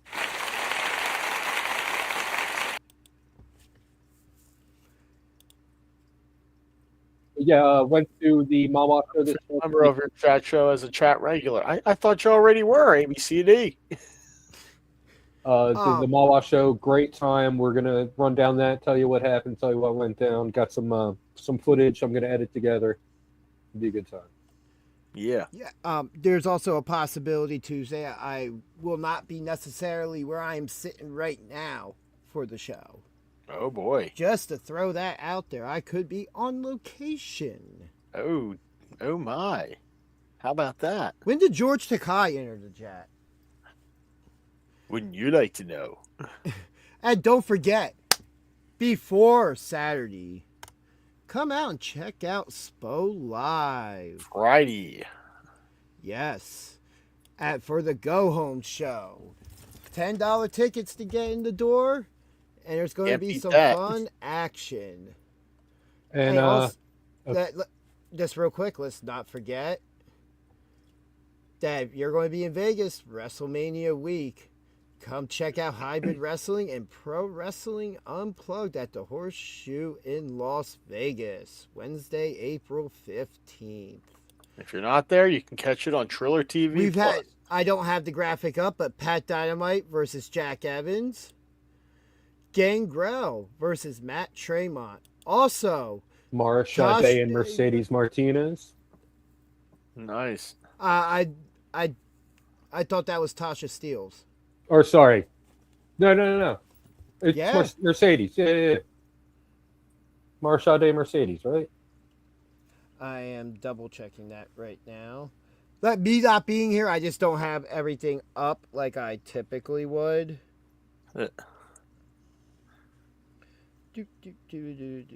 Also, Marcus Mathers of the WWE ID program will be taking on Kerry Morton from the NWA.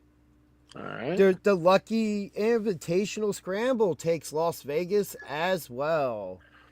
Oh, yeah, it is Mara Sade versus Mercedes Martinez. You were right.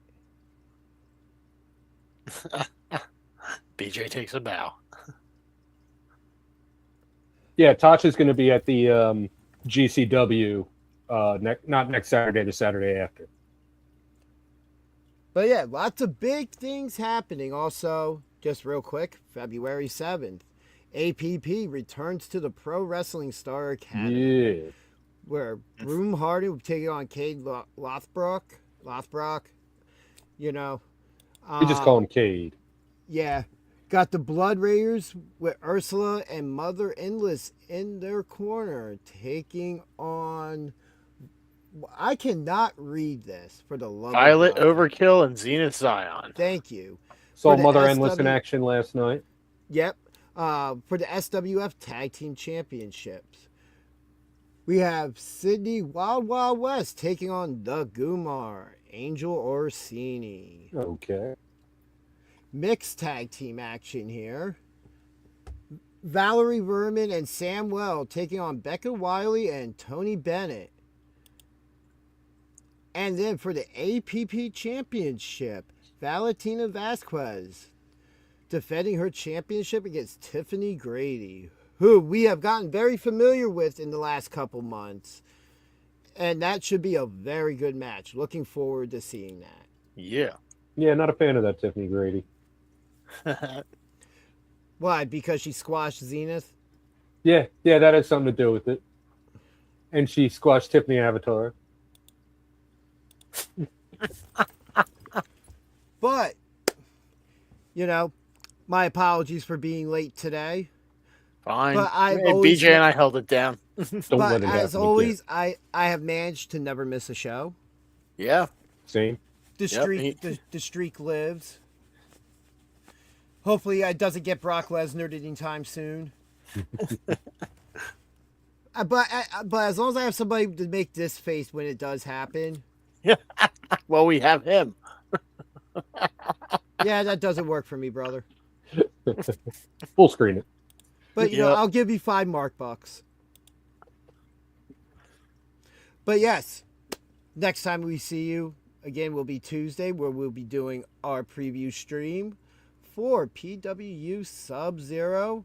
And we'll try to cover as much as we can from this past week in SPO, as well as Mawa, of what happened there, since BJ did attend that.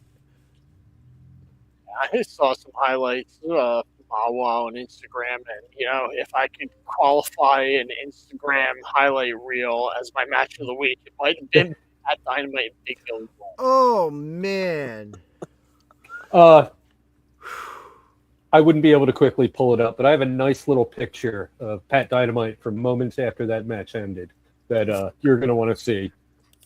Yeah. In fact, I'm going to be doing that probably tomorrow. So we'll have it on Tuesday. Yeah. But ladies and gentlemen, at this point, that's BJ. Got Chef the Ref there. I am the Danger Ginger. Everybody, be good to each other. And we will see you Tuesday for Indie Spotlight. Until then, we are ringing the bell, and we didn't ring the bell to Not start. ringing the bell. So there's no bell to ring. This was unsanctioned. This is a lights out backstage. Lights out Yeah. backstage match. Oh, I feel Yeah, like man, there we never shouldn't- rang the bell to I start. feel like there shouldn't even be a closing video. This shit should just end. Cold ending. Nah, it's the Rick Blade. Come on, we got it. No, it's not. Not now. Oh, It's been swapped. Also, just real quick, I forgot to do this. Everybody, if you're not able to attend PWU or SPO Live this weekend, please scan this QR code. Go like and subscribe. Hit that bell so you don't miss anything, as all our shows are currently broadcast live there. Can't believe But- it took me so long to find the S, the P, and the O in that QR code. They were so Well, obvious. Well, as I said, everybody, until next time, have a good night. I'm going to go try and enjoy some football. Bye. not a schooner. It's a sailboat. It's my Y Heavyweight Champion, Big Billy Gold. You're watching BJ and DG talk wrestling, and that's gold. That's Billboard Billy Gold, and this is gold. This is Billboard BJ and DG talks